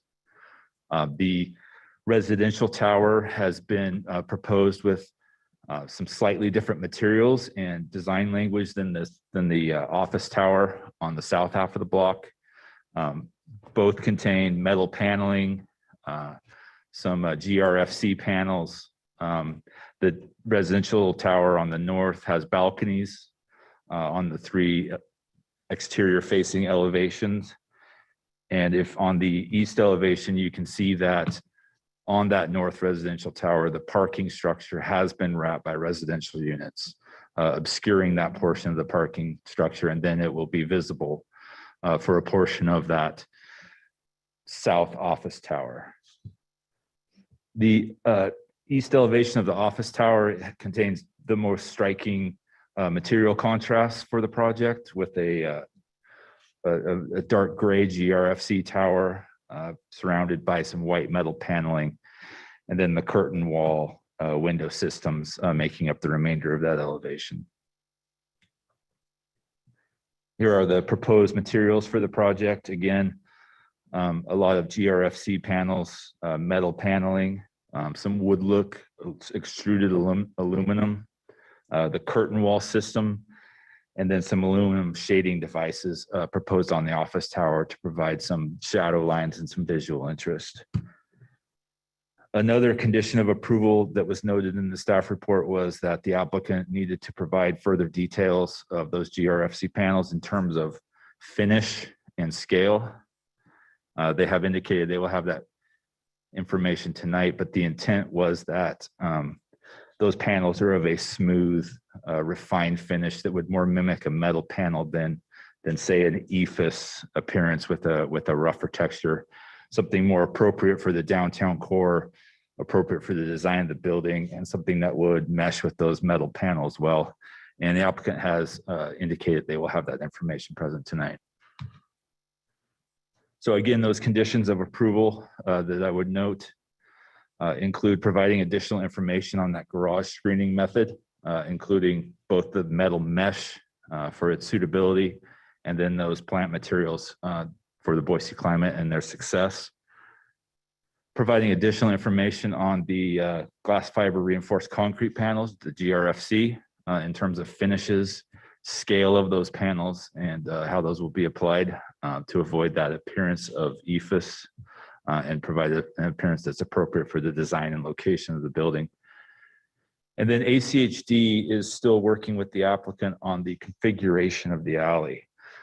The applicant did propose to excavate the alley in order to provide enough clearance for the parking ramp as the alley travels through the structure. ACHD did have some concerns with that proposal, and they are working with the applicant to find a solution. It should be clear that if a solution is not found and that parking structure changes, that ramping, it changes the exterior of the building, they do have a height limit set forth in the development agreement. All of those things have to be met, and any revised design that on the exterior of the building would come back to the committee for final approval. So they will continue to work with ACHD through those issues, see if they can make that ramping work within their constraints. Some additional conditions of approval, fairly standard, that any changes to that trash area in the alley with those discussions with ACHD and the applicant will have to be submitted for approval. Rooftop mechanical units shall be screened to full height, and details shall be submitted to staff for review. Obtain license agreement from Ada County Highway District for any intrusions into the right of way. And then the development agreement also contains some language about minimizing light pollution and light intrusion on adjacent properties. The applicant should submit a photometric plan that demonstrates compliance with that requirement, showing cutoff fixtures and no light trespass on those adjacent residential properties. With that, staff does recommend approval of DRH 00144, and I would stand for any questions. Thanks, Josh. Questions from the committee? Josh, just real quick, on kind of the density, size of the use of the building. I take it at the rezone, comments were made by the public concerning the density and size of the building, and that's what prompted some of this. Or can you just give a little background on the scale from 16 down to 13 on the building height? Absolutely, Mr. Chairman. I think that's generally an accurate assessment of the comments. There is grave concerns about the impacts of this building on that existing established neighborhood to the north and east, which is largely much smaller scale buildings. This isn't an area of downtown that's anticipated for continued urban growth, but it's kind of one of those first intrusions into the area. And council was cognizant of that, and they required that the design be changed to address some of those concerns. The scale and mass of the building, and then the impacts certainly of that above grade parking and the building on those adjacent properties. Great, thank you, Josh. Is the applicant present? I believe Mr. Butler is going to be there. If you would please, when you're able, just state your name and address for the record. And feel free to present when able. Jason, you'll rejoin as a panelist in just a second.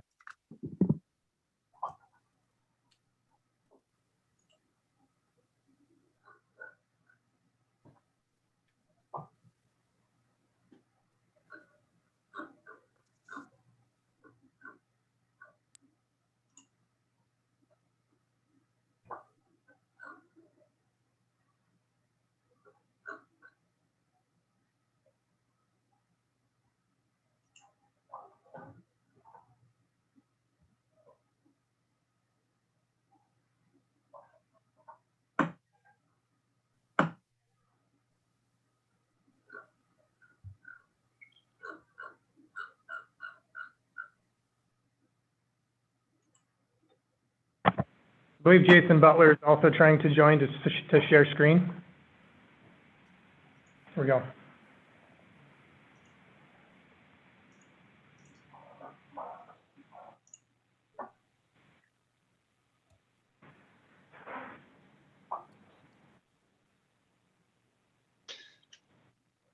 All right. Thank you, staff. Thank you, Josh, for rejoining us.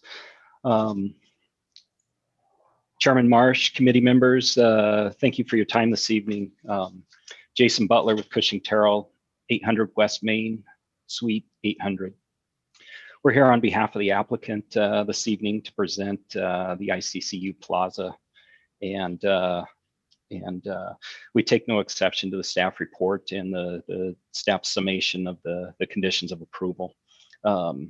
I'm going to move pretty quickly through a handful of slides we have prepared on overall orientation and form generation basis from the downtown Boise design guidelines. And then we'll turn it over to Jason Yates. We do have the benefit of a SketchUp model and can move you around through the programmatic elements and any specific criteria which you would like to see. And then we are joined tonight by the applicant's counsel, who will give a summation of just the hearing process and the efforts that have been underway on this project over the course of the last handful of months. So, real quickly, the frontages at hand, generally going to move around the building from the south in Idaho Street to 4th and then up to Bannock.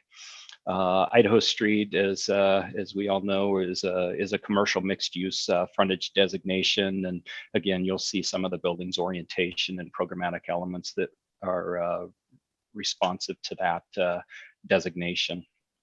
4th Street being a landscape designated street, and Bannock to the north being a landscape street as well.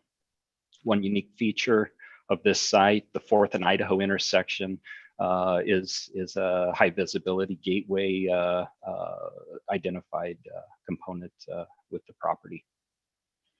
The setbacks, just A quick summation of those, the blue line are the lower levels, again, moving from Idaho 4th and up to Bannock. The Idaho Street setback in recognition of that gateway designation at the intersection of 4th and Idaho does, the office tower does slide back a little bit from a 5-foot setback on the southeast corner to the southwest corner, where it steps back to about 18 feet. Down on with the C5 designation that the site went through, and with that change of the zoning designation, we do have a 0-foot setback on the Idaho Street frontage and that commercial street nature. We did step back. You'll notice in the staff's report, the parking structure does step back on the 4th Street side, approximately 10 feet to create the separation you'll see in the modeling between the two towers. The office component on 4th Street is set back, is right on the property line at a 0-foot setback.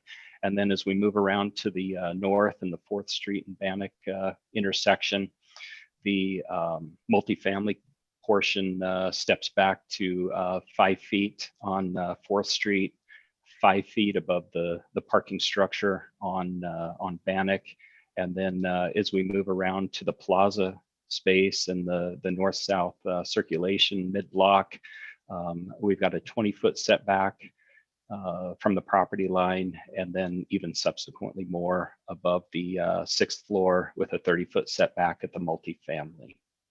So just a quick orientation there ahead of moving towards the model. This is a unique building. It's a very building of health, wellness, 24-hour use with multifamily residential component certainly on the site. It's an efficient and as staff summated, the land use is dense in nature. It's a very urban project, but some of the moves that are certainly made is minimizing the heat island effect of a large surface parking lot and component within our downtown core. You'll see within the model here shortly, daylight and views protected and enhanced from the users and renters within the multifamily project, and separation from the medical users. And then prioritization of plantings, preservation of the landscape materials that the landscape architects are acutely aware of, and prioritization of those existing trees that were summarized in the staff's report. You'll see as we go up, the ground floor is largely service commercial in nature. The parking decks from 2 through 6 with medical office above, and then the multifamily on the north tower. Circulation connections, Idaho Street, as we know, is a town center arterial inbound from east to west. 4th Street, town center collector, two-way in nature. Bannock Street, a town center collector as well, with two-way in nature. The project does enhance the bike circulation and bike network that exists today in Bannock. Real quickly, orientation for building entry. Idaho Street, we do have a lobby oriented to the medical office functions above, and a designated elevator core for those users and tenants. The office floors do have their own separated core and elevator bank adjacent to the ICCU branch that make up the uppermost portion of the building, the top 2 floors. Again, that gateway corner with a signature public entry for the Idaho Central Credit Union and replacement of their existing operations that exist today on site. As we move up 4th Street to the 4th and Bannock intersection, it's really about that neighborhood connectivity and a creative use of some recessed outdoor patio space that is really, we're looking at that as all season restaurant activity and benefit there within the overhang of structure above. And then mid-block on the Bannock Street North elevation, the entry to the multifamily product and the apartment buildings above. One unique aspect of this project certainly is the north-south connectivity and the plaza that exists mid-block and the circulation benefit to the community. We do have 3 lower walk-up units that'll be highlighted within the model here shortly.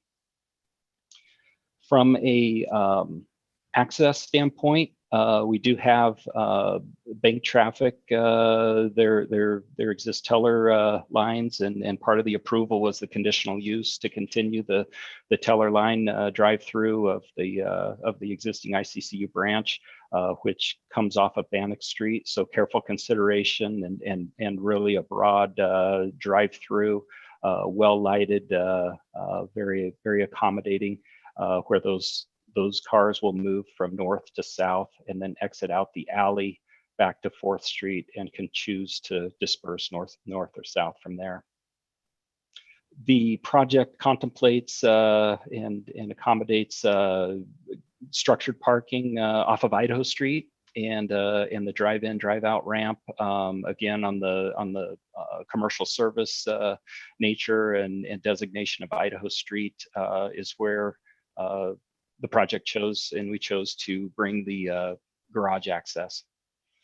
And then one item you'll see in the model is certainly the bike network enhancements and so on. So we do have upwards of 40 to 50 covered bike spaces at the ground floor available to the public and adjacent to the restaurant space, and certainly the bank branch. And then up above within the parking structure, we do have a number of parking spaces, bike parking spaces designated for use within the garage structure. Internal open space, again, just moving into some of the graphics, you see the 3 walk-up units in the plaza mid-block crossing. This is north looking south. But really the teams paid attention to the dining and patio feature, really the placement of materials that are tactical and warm and really resonated street level that you saw summated in the packet from staff. This north-south plaza area we're really excited about, and potential opportunities for incorporation of art within this area, and certainly within the drive-through of the bank branch and so on. The gateway intersection designation really offers an enhancement of the street character for this site in particular. Generous public space at the corner entry, and really you're going to see a distinctive corner and building top signature at this corner, benefiting our skyline for years to come. Speaking to the service area here really quickly, a couple of line drawings. The upper is looking at the alley space from east to west, and thoughtful consideration of just the nature of the alley use. Trash collection is anticipated to be separated from the north tower and the residential waste, and the south tower and the office medical waste. The lower image really broadens out. You see that integration of the bike parking, and really opening up of the corner to for security, for safety, for cleanliness aspect as users come out of the alley. So a very durable, serviceable space that is well planned and limits visibility from street and neighborhood. And again, another aspect to that. But moving towards the architectural character, this is a unique and distinctive original building design. There's much character that exists within the neighborhood, but this building is contemporary, is of today, and is ready to be constructed and efficient in its nature, and it contributes positively to our skyline in a landmark fashion. But again, those warm tactical materials, you see the retail corner, the lower level of the retail corner, and integration of arts in the bike parking. The massing and articulation of the skyline is certainly unique, and the team was very conscientious of keeping the east-west width within the 180 foot width, and offers a distinct roof line to the skyline of our city. So we'll highlight a few of these pieces. I'm going to move into the SketchUp model here pretty quickly, but certainly the landscape designation and the creative use of the green element, the garage screening, we're going to speak to here quickly, and move into the model. That's a unique aspect of this project, and the landscaping designation of 4th and Bannock. Invite you to really pay attention to the building top when we get into the model. Fully accessible and a walkout space for a meeting room at the top of the building and the office functions. Again, the mindful use of branding and wayfinding nature of the building is first and foremost in our mind, and then the parking structure screening, which we'll address here shortly. The creative use of separation of the structure and the two towers, north and south towers, if you will, at the garage. Really pay attention to that once we move into the model here as well. We do have balconies that'll be highlighted and featured within the model on the north tower and the multifamily componentry. The east elevation, and certainly we're maximizing, we really don't have any blank walls within the project, exercising the code to its fullest extent in the glazing maximization that we're able to on the east elevation and that adjacency of the property line. The benefit of well-placed, the walk-up units below on the ground floor and off of the plaza, and then certainly a well-amenitized multifamily product with roof amenity above at the 7th level of the multifamily project. Moving into some of the specific items from staff, the screen wall, you see designation lower left here, the anticipated section and just how that will look in section at a pretty schematic level at this point, but nonetheless, a very unique portion of the building, very unique use of material on the landscape designated streets on 4th and Bannock. The north parking elevation, we're anticipating all season color, really a Virginia creeper that'll give seasonal color and with low to moderate water use, and really provide a benefit to the north elevation and that orientation to the north.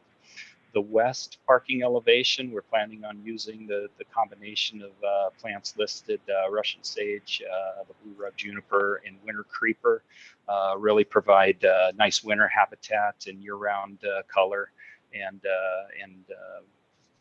really a beautiful solution on that west elevation, unique feature of the building for sure. And then you see, I'm going to move towards Jason Yates, our lead designer for the architect or for the project, and we'll start talk specifically within the model, the mesh screening anticipated. Yeah, and a couple of things to note about the plant selection for the north elevation.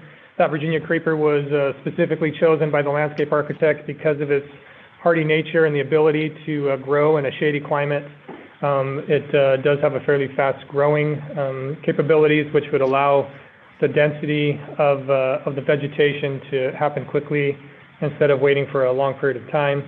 The other plants that are anticipated on 4th Street for the west elevation are they're a little larger in nature. They will have more sun exposure, They don't require sort of a mesh or panels to climb up. Well, there'll be more of a draped over the edge scenario, as you can see in the section detail there on the bottom left-hand corner. A little bit about the GFRC panel system.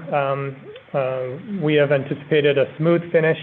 It will be a matte finish to the panel system, and will have a very clean, not similar to stucco or EFIS finish, but a very clean, modern finish. We're going to move over to stop sharing now, Jason. Yeah, there we go. Yep. Move over to our 3D model for additional understanding of the project. A little easier to, pretty complicated mix of uses and masses. You guys seeing my screen? Yes. Okay. So as you can see here on the north residential tower, we do have the resident or the landscape screen facing the residential to the north. That was again came from the city council hearing in request to help screening from some of those residential towers that exist to the north of us. We do plan on having a planter at every level to help with the density of the landscape. Those planters, again, holding that Virginia creeper with a continuous mesh. It would be approximately a 4-inch square mesh screening on standoff that would run the full height of the garage portion. We've also extended a solid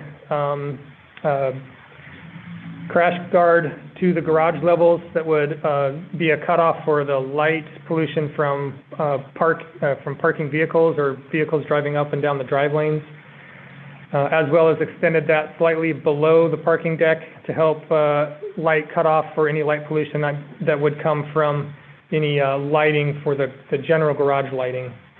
And that again exists on all the levels, even as we wrap around the building.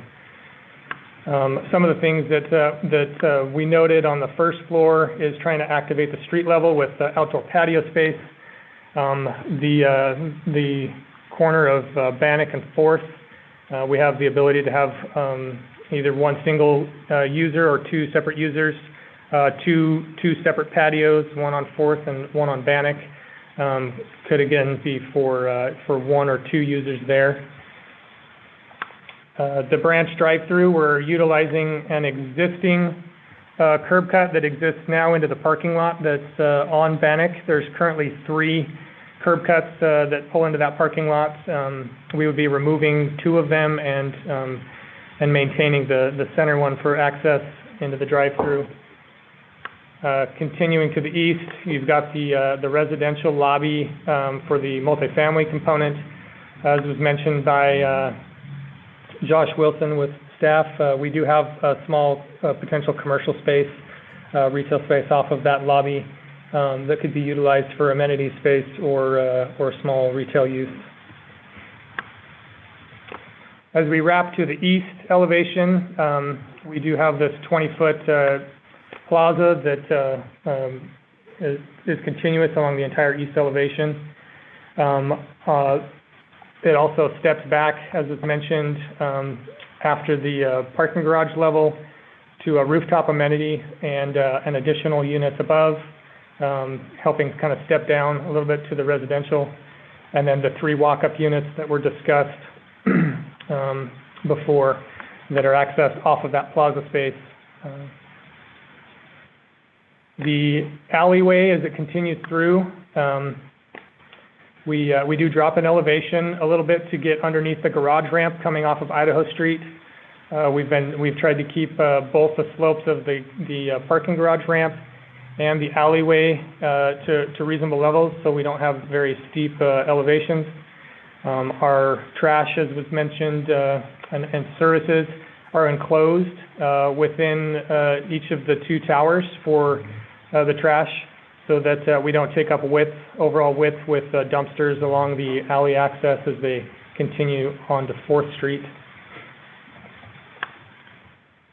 As we continue on and wrapping around to the south elevation, again, that was mentioned, we do have more of a step back. We added this angle to the building on purpose to help with this kind of gateway corner that was mentioned.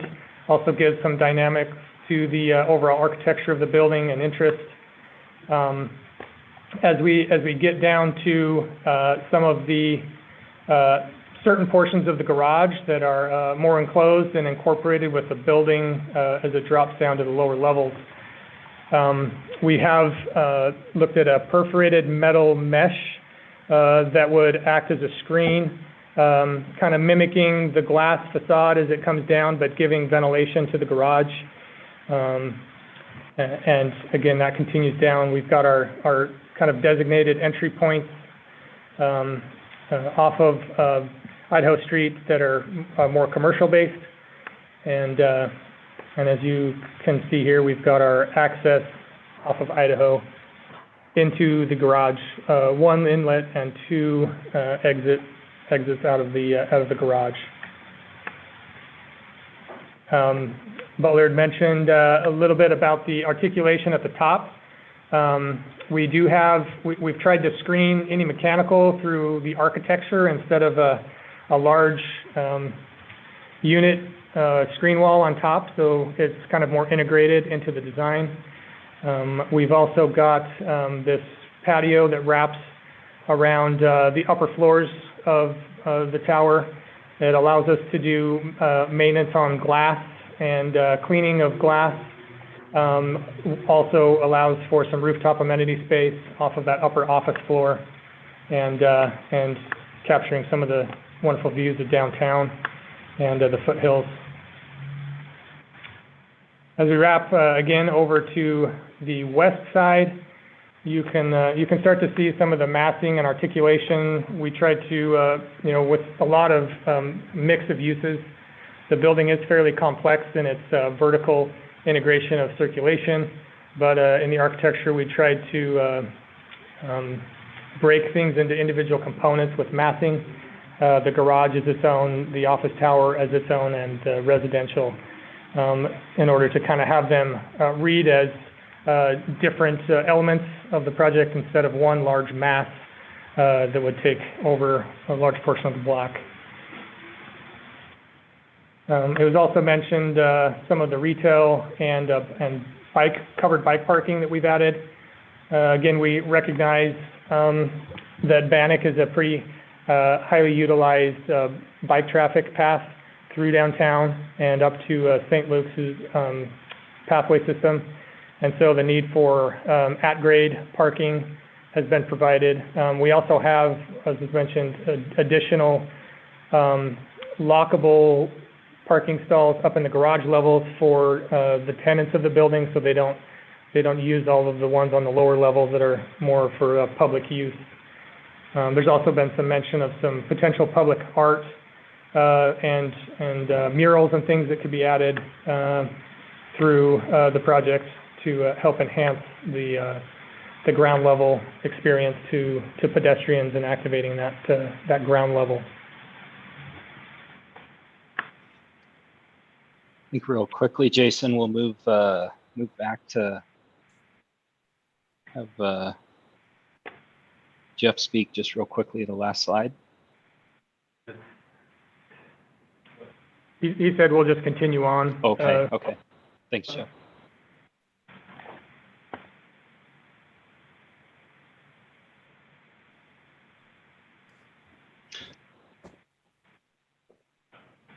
Well, Chairman, I believe that concludes our presentation. Great, thank you. Very nice work. I appreciate the model too, and be able to walk us around there. You guys have a couple of minutes for some questions. First of all, I'll just open up to the rest of the committee. Do you have questions for the applicants at this moment?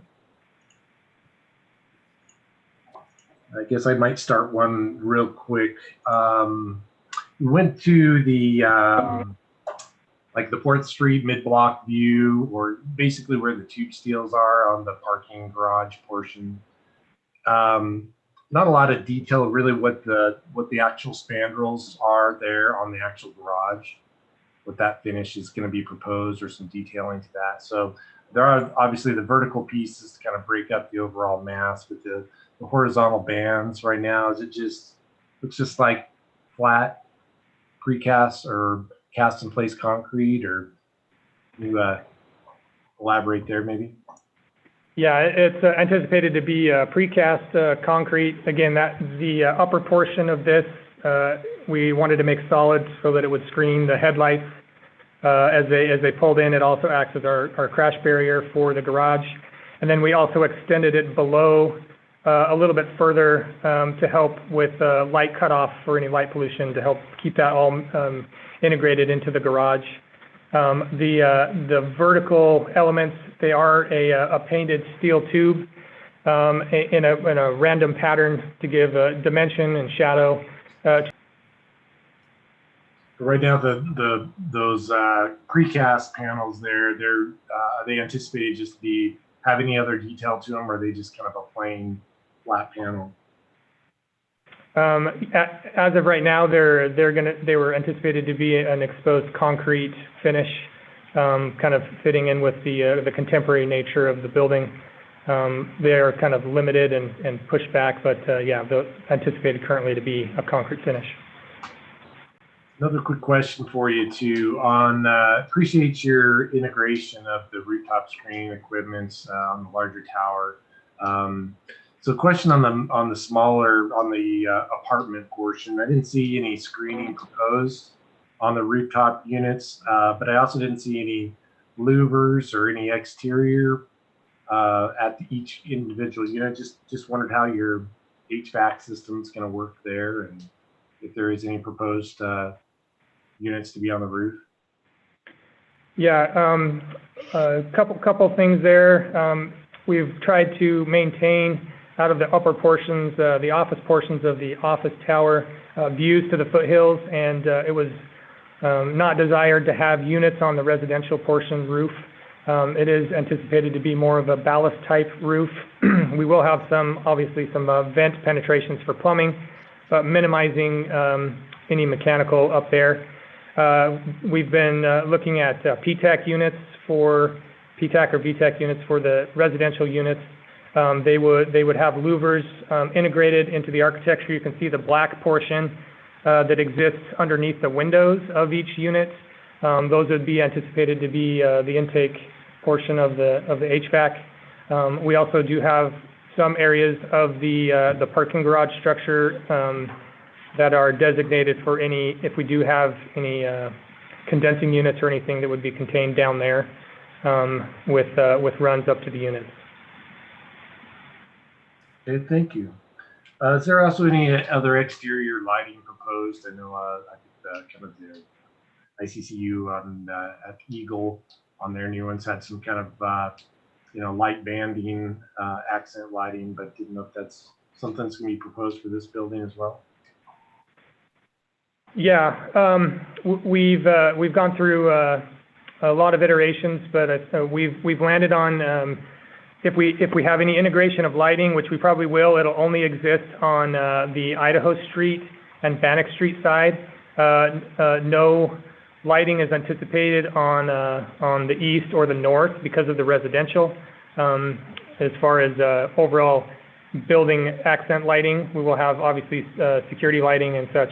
But we're limiting any accent lighting to toward downtown and away from the residents to the north and east. Great, thank you. Other questions of the applicant from the committee at all at this point?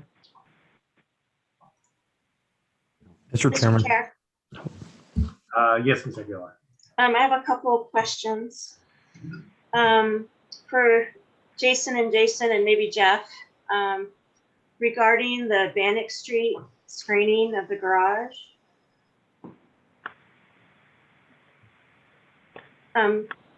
Is Virginia creeper the best plant material for that application? The reason why I ask is I have that on my fences in my backyard, and it's beautiful in the summer, it's beautiful in the fall, but then all the leaves fall off in the winter. Will that detract from the architecture? And will it also take away from the screening that I know the neighborhood's concerned about there? And then two-part question. What about maintenance of whatever plant material that ends up being just around the whole building on the exterior? What's the long-term maintenance plan for that? Who's responsible? Building ownership changes, is that going to be a long-term commitment by the owner? Is it going to follow the building? I'd like to hear a response to that as well. Oh, and the third comment regarding the PTAC units, I rarely see where that gets pulled off well downtown. So I guess I'd be really concerned about what that's going to do to your exterior elevations if you do the PTAC units. Those are my comments, questions. Thanks. And to answer those, I'll walk through kind of from beginning. So yeah, as most of you know, am I picking up an echo from anyone else? Getting an echo, yeah. So as most people know, a north elevation in plant material is challenging. It wasn't normally anticipated in the project, but did come through City Council. Our landscape architects have gone through a lot of plant types and plant species that will work in the Boise climate and will grow on a north facade. That's currently their recommendation to maintain growth and over the life of the building. So that was their direct. I don't know if they were able to join or not and could comment additionally to that, but that was their direction. And then as far as the VTAC or PTAC units, integration to the architecture is very important, and again, we don't want them to be this sort of side louver tacked on piece. We've kind of gone through scenarios of being able to have them integrated, and one of the reasons for the material change within the window bands is to help integrate that as part of the architecture, and instead of having it be just a tacked on sidewall piece. Yeah, the details of that are important to us. I don't know if there was any raised hands from our landscape group that was trying to join earlier.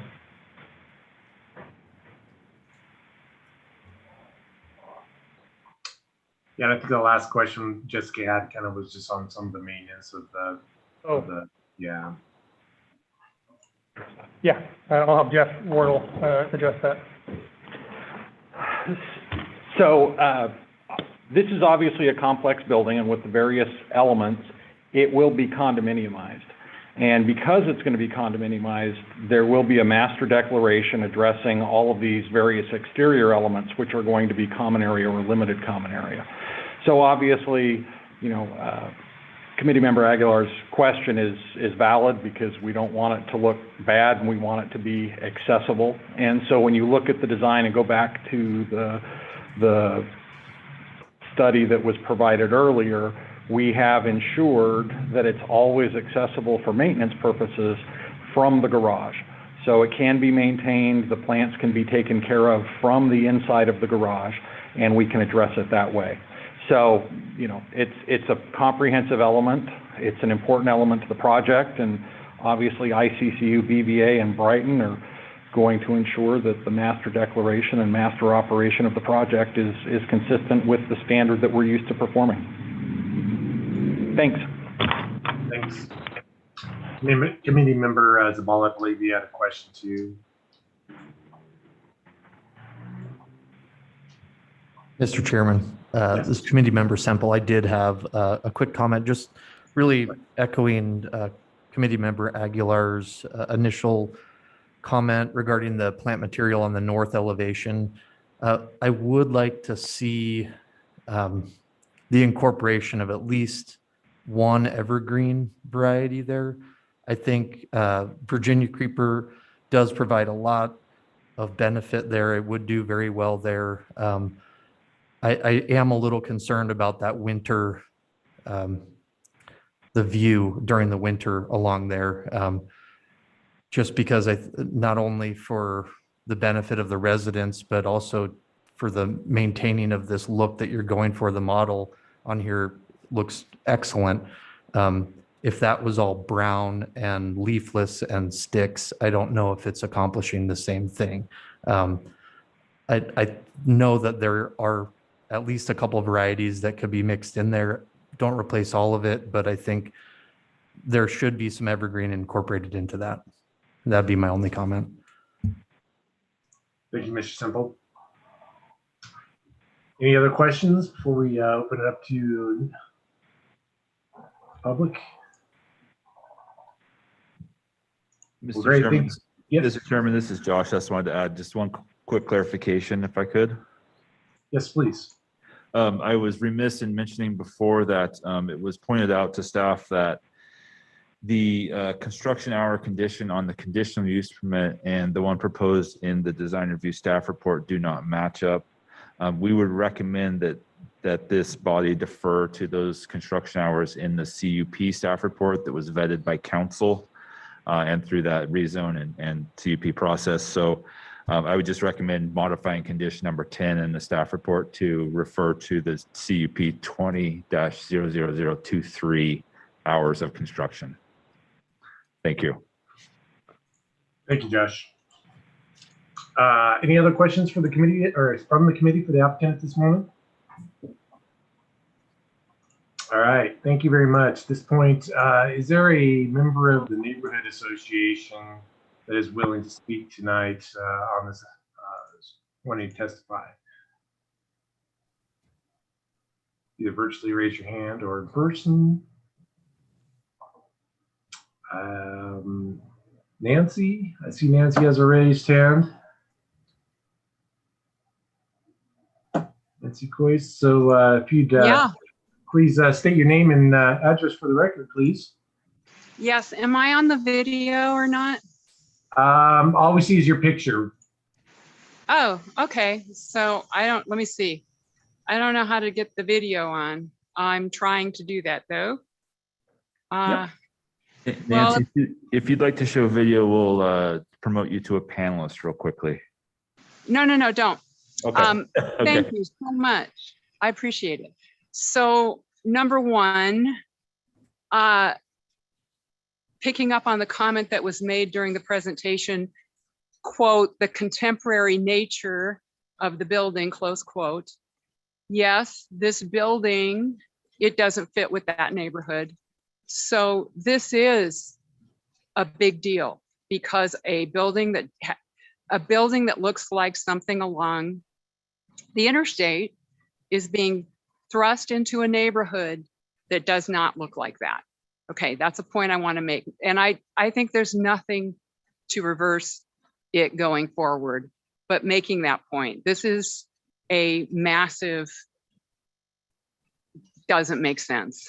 And the entire P&Z turned this zoning change down and half the city council. So this wasn't just like a straightforward vote. Everybody wants and loves this. They don't. And number two, okay, my neighbors, I love. I am an owner at the Jefferson, lived there 10 years.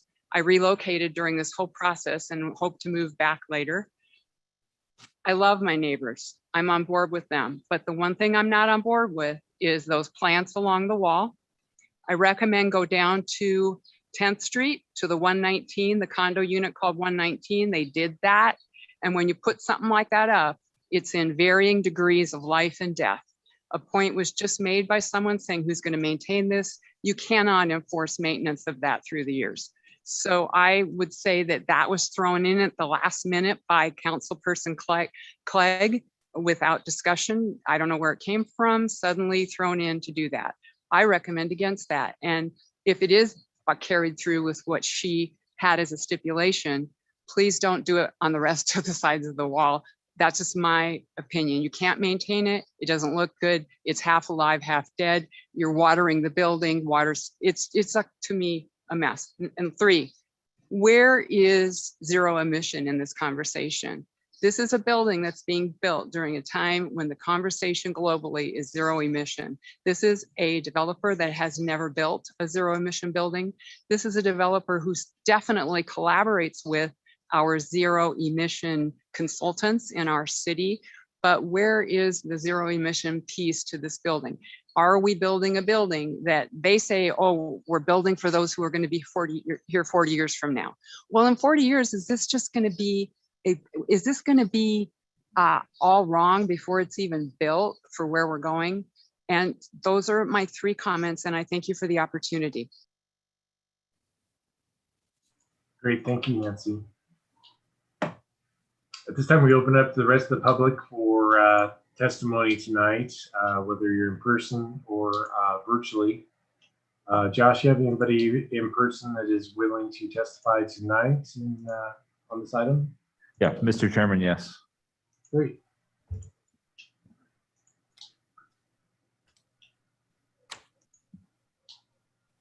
And as a reminder, if you will, please just state your name and address for the record. Absolutely. My name is Cindy Sheffield, and I live at 200 North Jefferson. I'm here tonight speaking about the BVA towers, and you have heard them say many times, these are towers. They are correct. They are towers that do not belong in our neighborhood. As a resident in this neighborhood, I would like some clarification.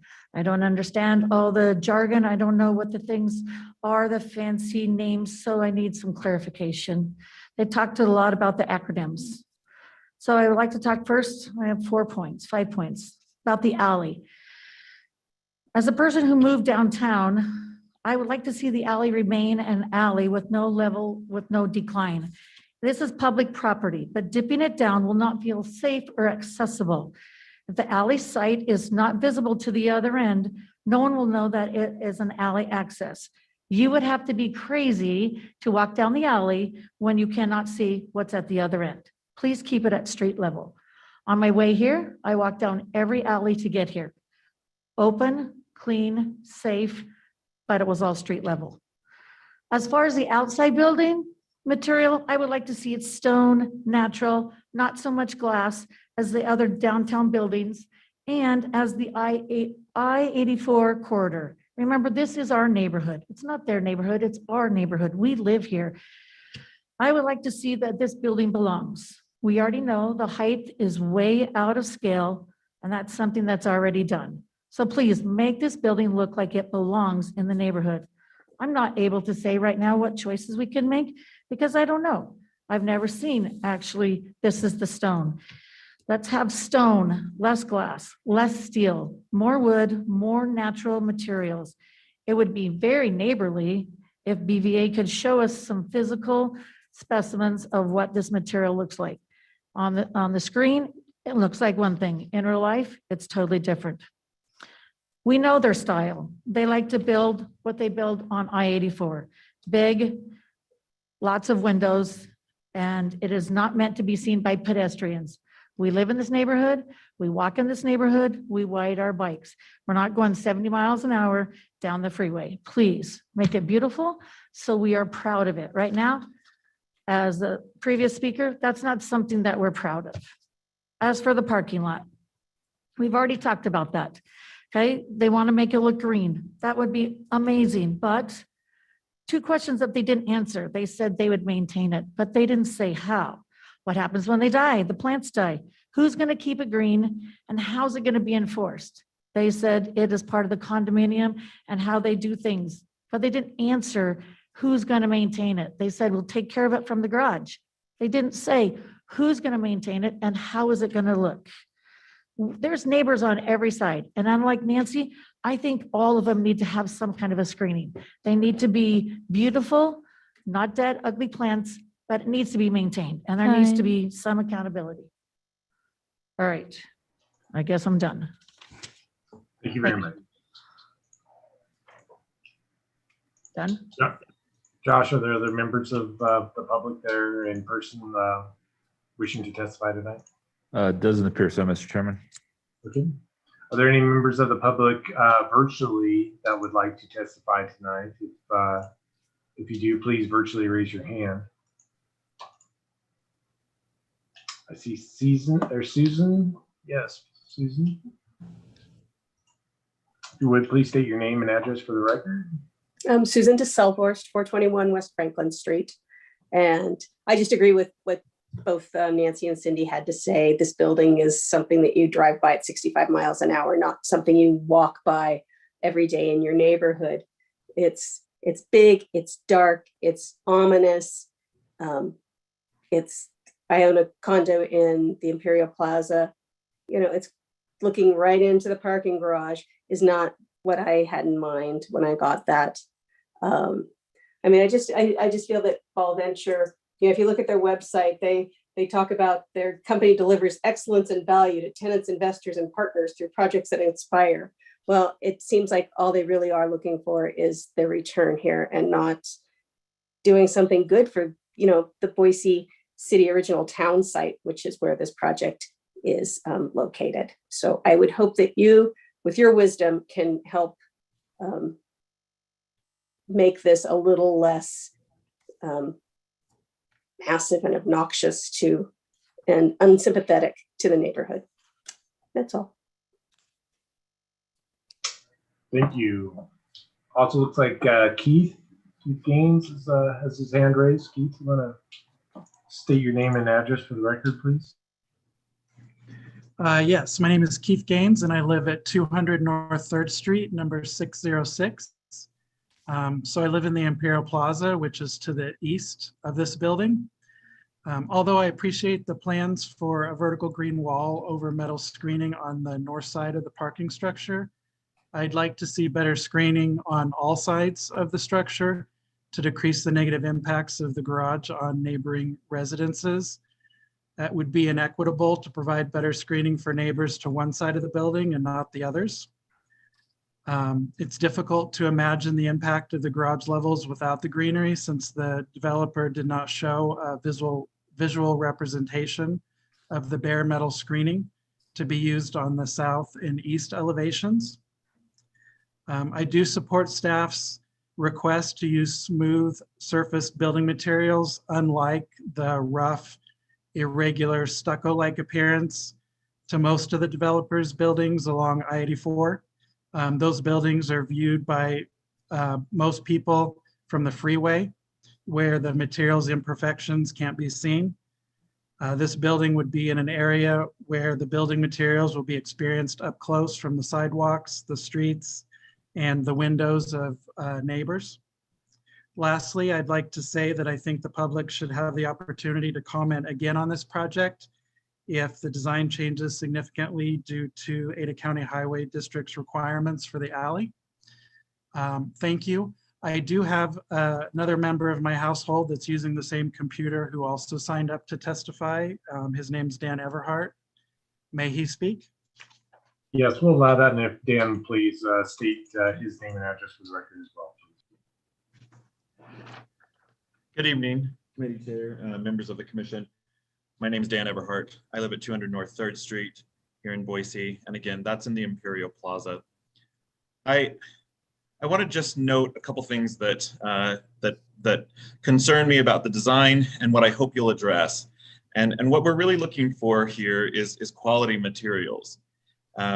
It's already been stated that the rezone of this property was approved by a very narrow margin at City Council. And I don't want to relitigate that, but I want that to inform your review. This was not a slam dunk. This is the insertion of a massive mega tower into a residential neighborhood of projects that are mainly 1 to 2 stories, but no taller than 135 feet. So please use that to inform your decision-making here. There is quite a bit of missing information. We don't know if these are quality materials because the information is not readily available in the design plan as presented. The screening of the garage, this will be a repeated issue that you hear before you tonight. Fourth and Bannock deserve screened garage levels. I totally agree with that. And when the council asked for a screened garage, they did not necessitate a vegetative screen. So I just point out there's not a requirement of vegetative screening, but there is no similar and really equal screening of the east and south elevations. There are residences on every elevation, not just the north, not just the west, but the east and south as well. Please don't substitute a poor material for a quality material, but please do give us equitable treatment on all 4 elevations of the building. There's other missing information in the packet. I point out that the materials that would be used on the facade of the coffee bar, et cetera, on the first floor at 4th and Bannock, no information about those materials. There's a lot of missing information here. You had to ask about the treatment of the concrete on the garage levels. That's because they didn't provide that information. There's too much at risk here in this incredibly beautiful and welcoming neighborhood to allow for the construction of this based on the inadequate information before you today. Please review and evaluate carefully so that this contributes to our neighborhood and does not detract. Thank you very much. Thank you. Are there other members online virtually that are wanting to testify tonight? If you are, please virtually raise your hand.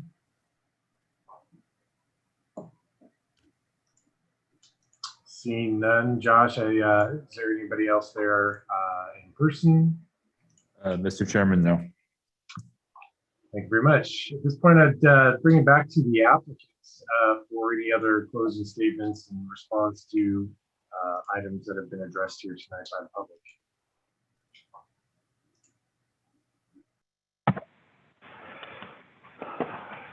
Commissioner, committee members, we appreciate the time.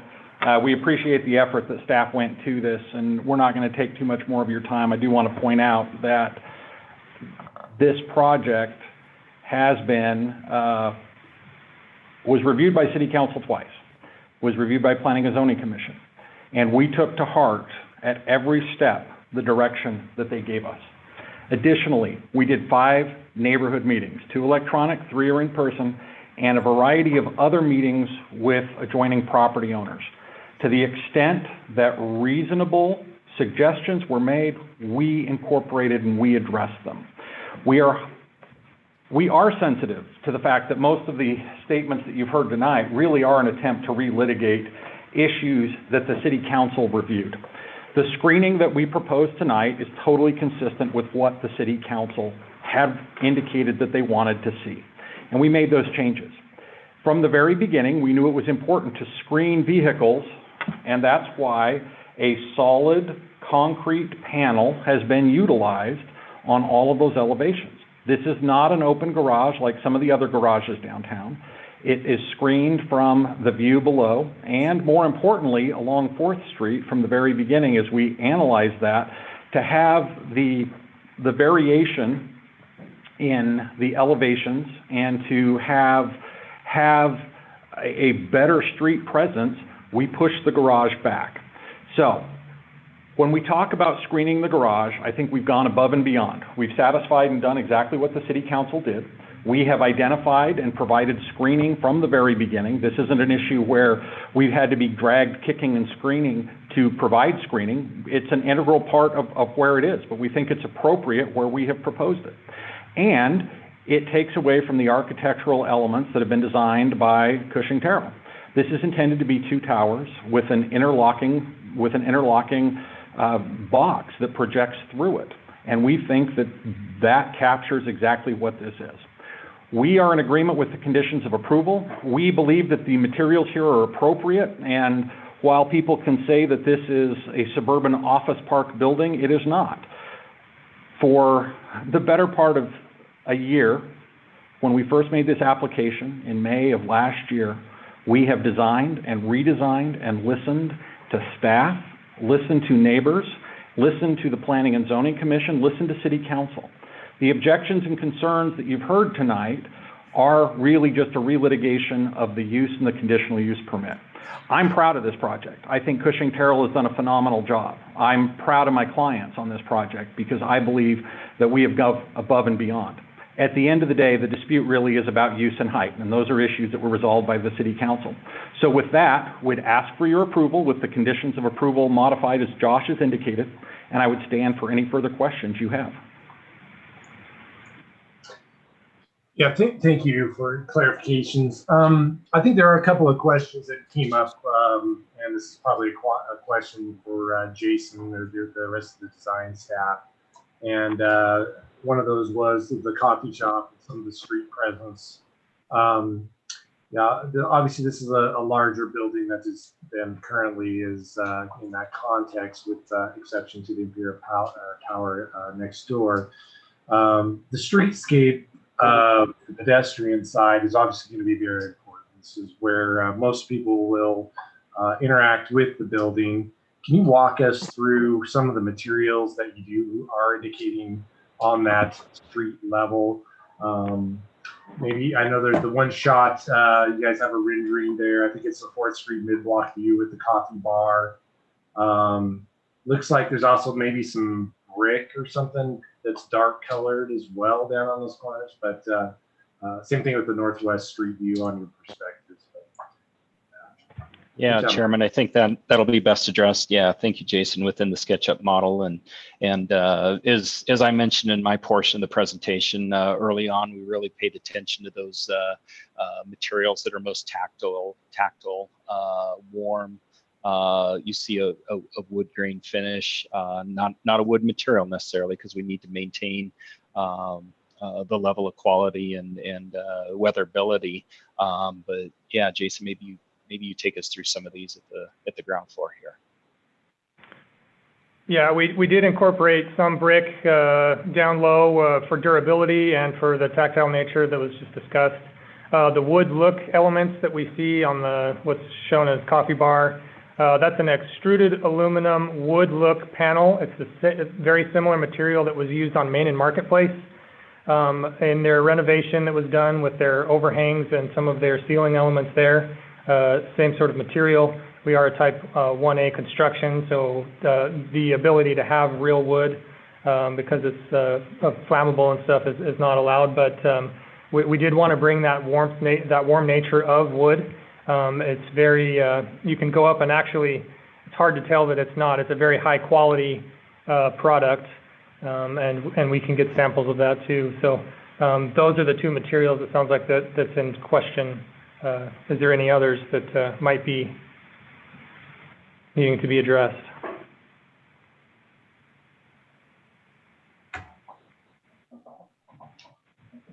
No, I think that covers that portion of it. I'd also open up, does any other members of the committee have questions for the applicant?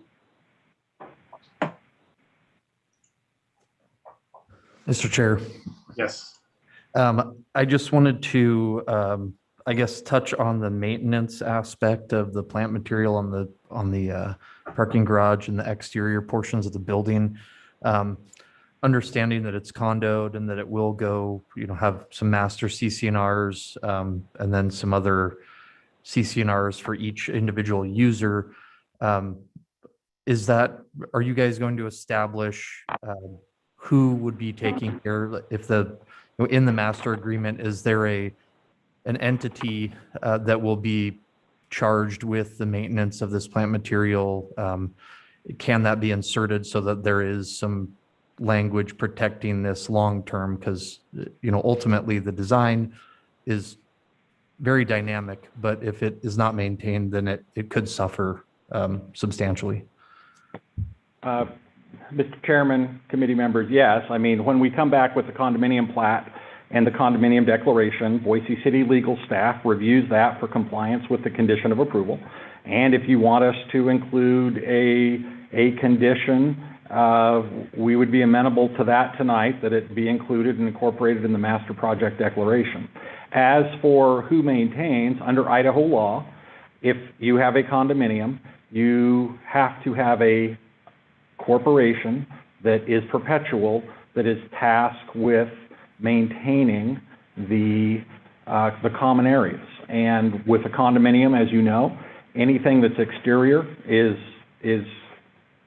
common area unless it's designated as limited common area. So, you know, it's something that we have worked through on all of the complex condominiums that we have developed in downtown, whether it's 8th and Main or whether it's City Center.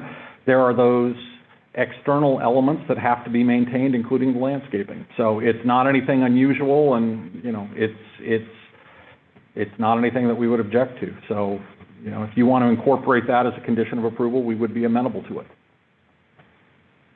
Mr. Chair, I just wanted to get that clarification on record, just so that we had that information. I don't, you know, that's a typical operating procedure when it comes to condos. I don't think we need to make it a condition necessarily. I just wanted to get that clarification on record. Thank you. Thank you. Other questions, comments for the applicant? Mr. Chair. Yes. I did have one more clarification on the east side of the east side elevation. It looked like there was units, residential units that wrapped that side that somewhat screened the parking garage over there. Can you clarify that as well, just so there's a little bit more information on what, and I think it's more has to do with I guess it's probably the bank tower itself, that parking area, and not necessarily the residential. Is there a consideration for screening on that portion of it? Yes. So this portion of it is actually enclosed space, not parking garage, but there are 4 levels of exposed private parking for the garage here. The perforated metal mesh, it's a McNichols perforated metal mesh. It's made to kind of mimic the glass as it carries down the building, and that's proposed in this location. I believe the previous the presentation Butler was going through before we got into the model had an image of that type of material. If we want to pull that back up.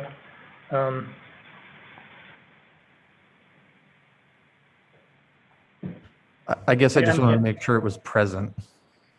Yeah, and the intent there is that the building feels like it carries as a continuous mass from the upper office levels down through the garage, and isn't just open, but we still need to maintain ventilation through that garage. And so, if you want to go to the next page, Butler, in the bottom right corner, there's an image of that mesh material, perforated metal. It's not a chain link, it's not a wire mesh, it's a perforated metal panel, again, to mimic that glass and carry that plane down to the ground level. Thank you. Mm-hmm.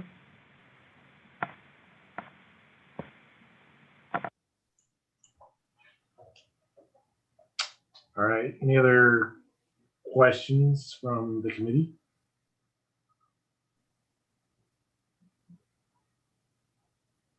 Hearing none at this time, we will close the public portion of the testimony and bring it back to the committee for discussion and a motion.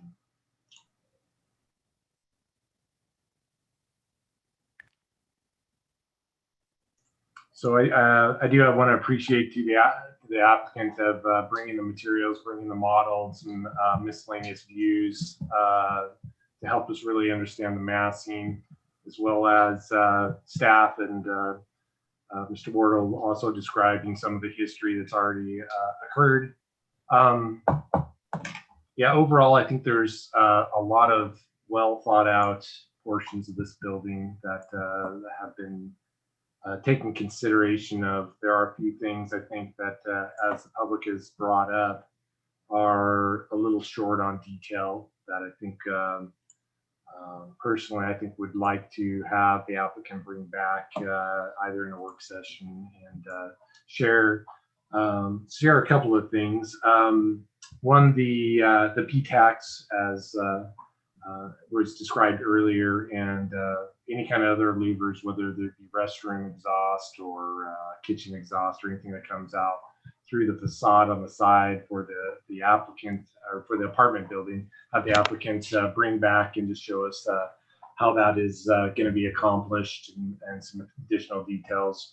I would like some, to see maybe some manufacturers and clearly define all the materials that are being used on the exterior of the building.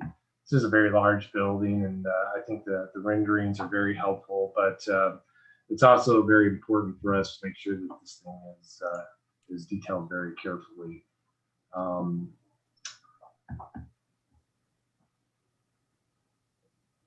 Other questions or comments from the city. The building architectural type is certainly people have their opinions. It's not necessarily a historic to kind of blend with the neighborhood, but there's also a lot of other more modern or non-historic buildings in this neighborhood where we are this interesting transition on a corridor between basically St. Luke's and downtown. I personally like the contemporary style that's being proposed. And I think the applicant's done a good job of concealing the garage. If you looked at any of the elevations compared to a standard garage, be it St. Luke's just down the street, it's broken up with the massing. It's some of the massing and architectural language from the tower above continues down through the building itself to the garage. There's multiple types of screening for the garage. The panels themselves blocking the light from the headlight standpoint, and the drop panels from above helping to screen some of the lighting from the interior area lighting. I think those are all good treatments as well. So I believe they've done a pretty darn good job on that. I would like to see some additional detail on the aluminum shading devices or the perforated panels and the size of the perforation and the metal types and such. Those are kind of my comments on it. Just that extra level of detail that is needed in concept. I think they've done a pretty good job on it. It does initially, when you look at it, seems to be a large building for the context of the neighborhood fabric. I believe this is, as Josh had kind of indicated, the first of probably more to come in this direction as our downtown matures and grows. I'm certainly open to other committee members' suggestions, comments on this application. Mr. Chairman. Yes. I would agree with the majority of comments that you've made here. I think the applicant and the design team have done a credible job of developing a design concept. But as we've heard here tonight, there's a lot of details that remain to be done, and the devil is in the details. And this project is probably at least 18 to 24 or more months from becoming reality. And I think, as we've all seen here recently and going forward, that many projects are, as they move forward and more detail becomes available, they all suffer from the hard bidding process when things have to change and things begin to value engineer and things change, materials change, details change, just to get it to fall within some overall budget. So I agree that I think we should have a work session with the applicant at the completion of their design development phase of this project to review and confirm the materials, the details, the quality of the materials, and the other conditions of approval and items that have been mentioned here tonight, to make sure that the design that we're seeing here tonight remains consistent or more refined, and that any significant changes that may have to be made are reviewed and approved by this committee. Thank you, committee member Zabala. Other thoughts, questions? Anybody want to put together a motion? Mr. Chair, Yes. I agree with committee member Zabala on his comments, and would want clarification and whatever, and when the motion's made, that we are to see samples of the materials. And also, I'd like to incorporate into the conditions of approval, I think it's, I'm sorry, I don't have the page open. It's B, with regards to the plant material, that an evergreen plant material be incorporated with the Virginia creeper proposed material. And as well as modifying condition 10 with regards to the construction hours. Okay, thank you. Mr. Chairman. Yes. Yeah, I guess I'm just going to echo some stuff. Committee member Aguilar kind of touched on the one that I think we need to modify. That's, the site-specific condition 1B to incorporate at least one evergreen plant material into that screen on the north side. I think that that's going to be vitally important for that to maintain the look that the developer is trying for, and that will help the neighborhood, at least be protected a little bit more. I do appreciate their the efforts that they're going to go to save the mature vegetation on the east side. I think that that's extremely important, as well as the street trees. So I know that the city works real closely with developers, especially in the urban core when they're doing excavations. So, I have no doubt that that will occur. I also concur with the addition of a condition that the applicant returned to us at the end of design development phase with additional detailing and physical samples of the materials that they intend to use. We've seen it happen before, where we're shown one thing, whether it be virtually or in person, even that then is changed through the value engineering process, which is a killer of design, in my opinion. If they are committing to the quality of the design, then I think that needs to remain throughout, from now until the end. I did want to point out, we do have a condition in here. I know one of the members of public brought up, I believe it was Keith, brought up if there are some changes from ACHD, that it would come back. And that is a condition.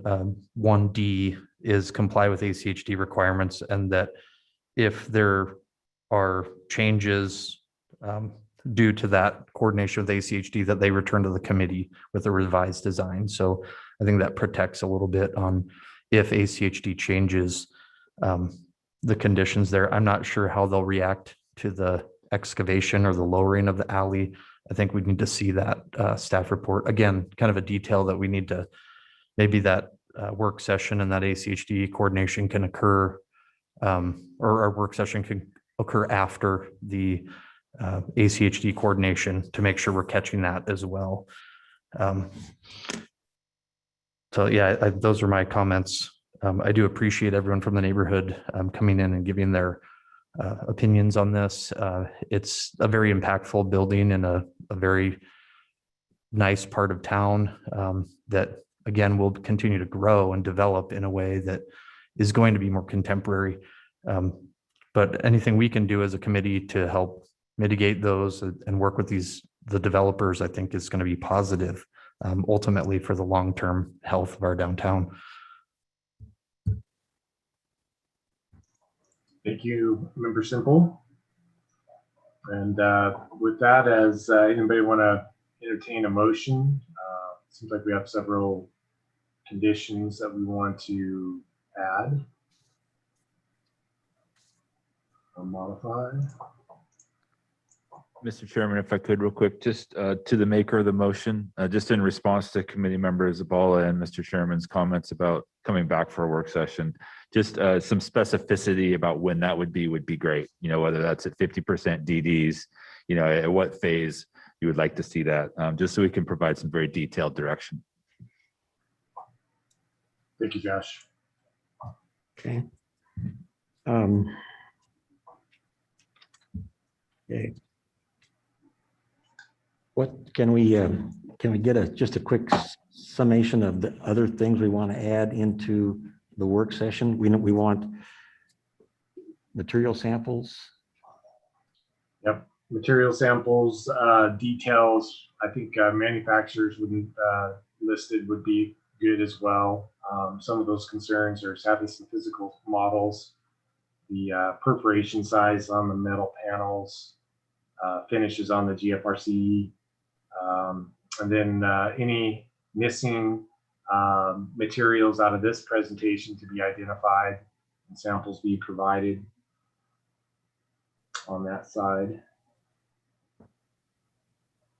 Then I think the other motion or the other suggestion was to add a evergreen to be mixed in with the Virginia creeper to give some year-round screening to it.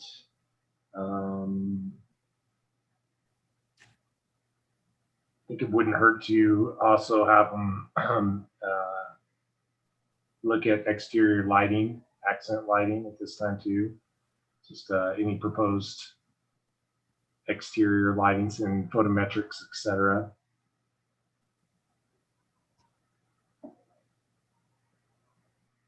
Then I believe there's also just item number 10 to defer to the construction as outlined. I think it was by P&Z. I believe Josh can probably give us the exact number. If Mr. Chairman, that would be CUP 20-00023. Great, thank you so much.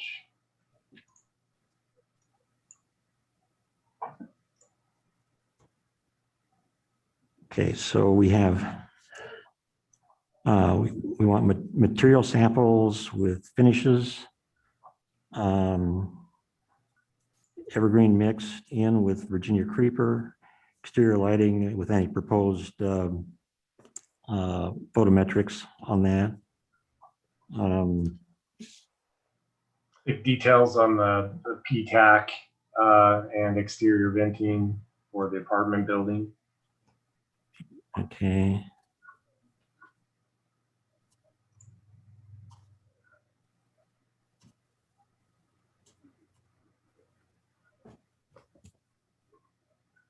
Okay.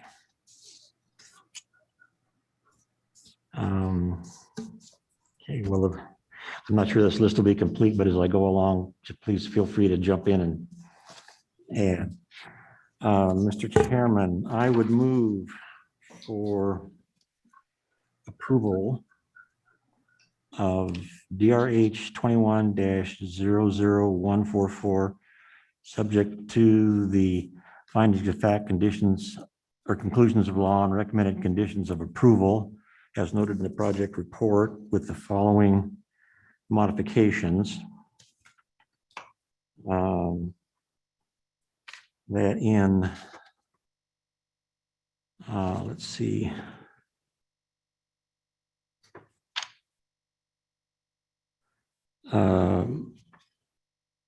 Item 1B,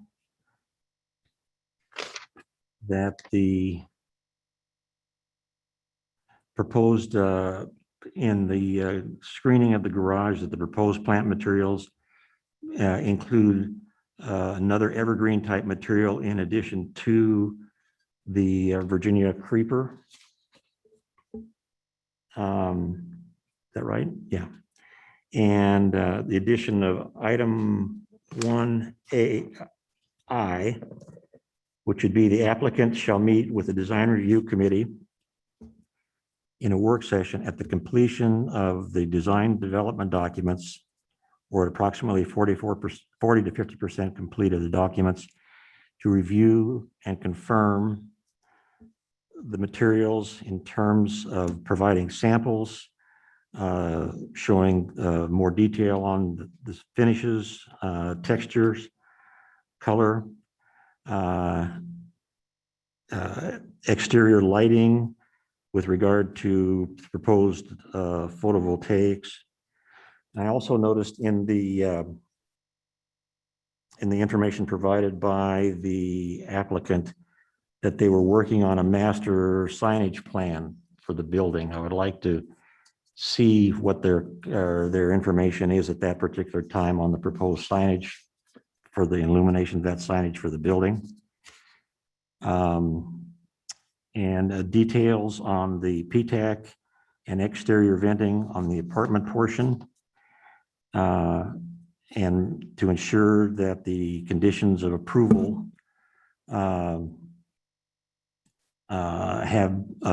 this particular application have been met, and that any significant changes that have been made for whatever reason are reviewed and approved by the committee. Mr. Chair, Yep. So moved. Yep. I think we also will modify condition 10 to defer to CUP 20-00023 in regards to the hours of construction. Yes. If the motion maker is amenable to that. I would accept that, yes. Okay. So moved. Do we have a second? Second. And seconded. Okay. Any discussion on the motion? Thank you, Mr. Semple, for adding the modification of item number 10. I think that sounds reasonable. Any members of Zabala? Anybody else have any thoughts, comments before we do the roll call? Hearing none. Victoria, please call the roll. Zabala, Aye. Semple, Aye. Aguilar, Aye. Marsh. Aye. All in favor, motion carries. All right, thank you. Last item for to be heard tonight is item number 9. It's DRH 21-00146. The location is 2007 South Saturn Way. It's for a new self-service storage facility with 12 buildings. And at this time, I would turn it over to Caitlin. I believe there was comments from the public concerning some landscape. Thank you, Mr. Chairman.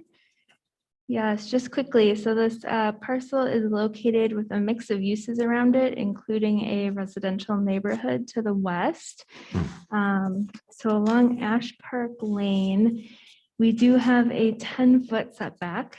And thus this property line along here is about 9 feet back from the curb. So in total, it'll be about 19 feet back from the street. And they are proposing their required street trees along Ash Park Lane. So they'll be providing their 1 tree for every 40 feet of frontage. And then in addition to that, they do have a number of other grasses and shrubs, including some juniper and some of those areas where the building is not adjacent to the property line there. So we have building 10 along Ash Park Lane. So this is building 10. We have elevation A and B here. So it's a pretty typical self-service storage building, and they've added some vertical elements as well as some color changes. So that's kind of what that'll look like around there. I think they have some renderings too. So here's a rendering. I don't know if it shows all the trees that'll be in here yet. This is kind of what that will look like along the west there. And we do have the applicant present as well in person. Great. Thank you very much, Caitlin. Yeah, and would the applicant like to make any comments?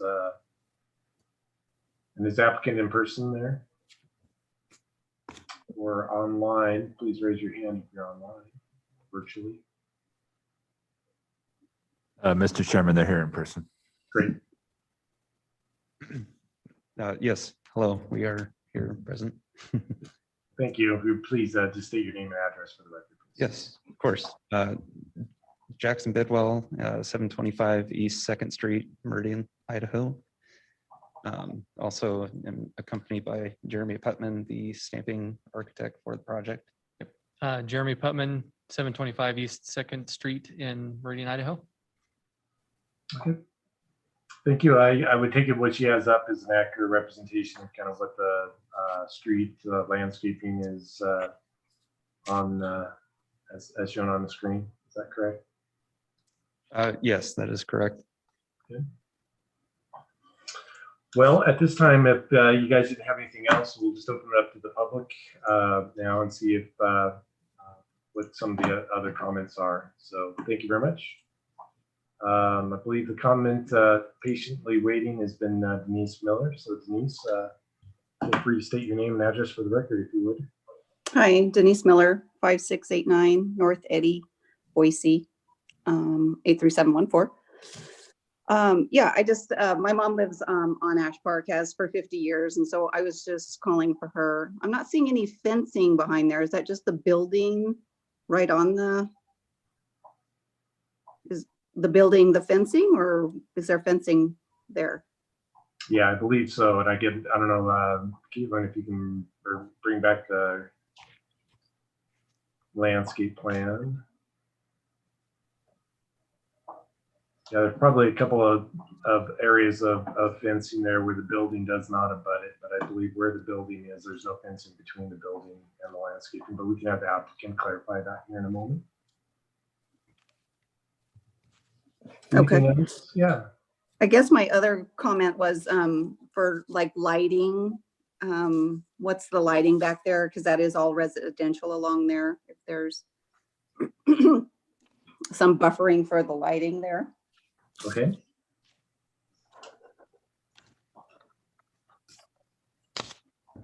You can have the applicant address that as well.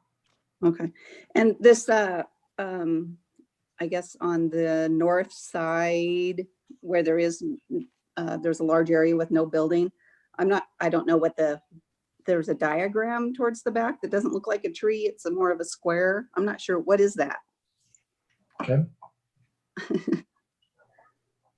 You mean above buildings 8 and buildings 9 as on the Yes. Yes, exactly. Sounds good. We can have them address that as well. Yeah. I think, yeah, and because I hadn't seen the rendering for the landscaping, all I had seen the rendering for the front landscaping. So that does look okay there.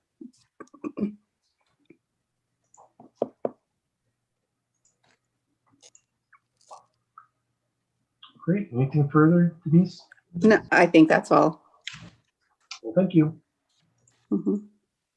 And are there any other members of the public wishing to testify tonight, either in person or virtually? If you would virtually, please digitally raise your hand.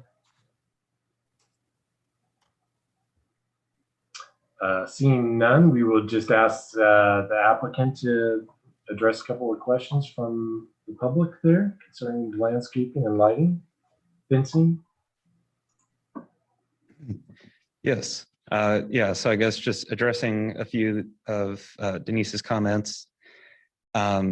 So along the west there is fencing or proposed fencing between some of the building gaps, and landscaping will help kind of soften that fencing as well, or, you know, for any potential direct site of that fencing or of just the fencing itself, there will be also adequate landscaping incorporated along with that.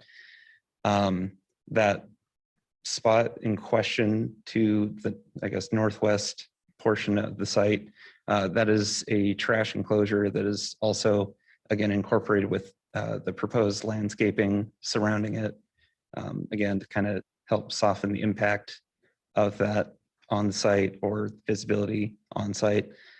And then for lighting of the site, we propose or are going to propose interior lighting of the internal circulation with wall pack lighting along the storage buildings, as well as the mixed use, to kind of help illuminate that part of the site, or throughout the site rather. Great, thank you. Is there any questions of the applicant from the committee? Mr. Chairman? Yes. With regard to the lighting that you just mentioned, the wall packs, I assume that's on the interior of the project. On the portion of the project on the west side abutting the residential area, will there be any lighting along that street side on the back side of that building at all? Or will that just be the back of the buildings there? I guess that pretty sure we had not proposed lighting along that backside of the building, but rather that it would all be along the internal circulation and facing down into the interior. Okay, very good. Thank you. Mr. Chairman, Yes. just one quick question. The fencing, are you guys proposing like a solid privacy fence there? Do you know, between the buildings there, do you know what style of fencing was being proposed? I believe we've been proposing a more like clear vision wrought iron fence or black wrought iron, roughly 6 foot tall. And again, with the landscaping incorporated in front of it, it kind of helps with that visual. Thank you.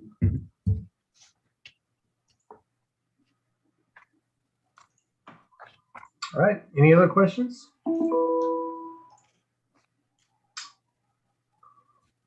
Seeing none, at this point, we will close the public portion of the testimony and bring it back to the committee for discussion and a motion. Mr. Chairman? Yes. Yeah, I mean, looking at having reviewed this prior to the hearing, I was comfortable with this design before. And to give a little bit of, I guess, more information to the neighbor there, there's a lot of landscaping they have proposed along here. One of the conditions of the approval in their staff report is that all lighting is 100% cut off, so there won't be any bleed out into the street or into that residential neighborhood. Looks like they've got some sidewalk along there that could help improve the pedestrian experience along that street as well. Yeah, I just wanted to kind of point out that there are a couple things in there that I think are going to mitigate the concerns of Denise or her mother that lives over there too. That was pretty much it. Great, thank you, Mr. Simple.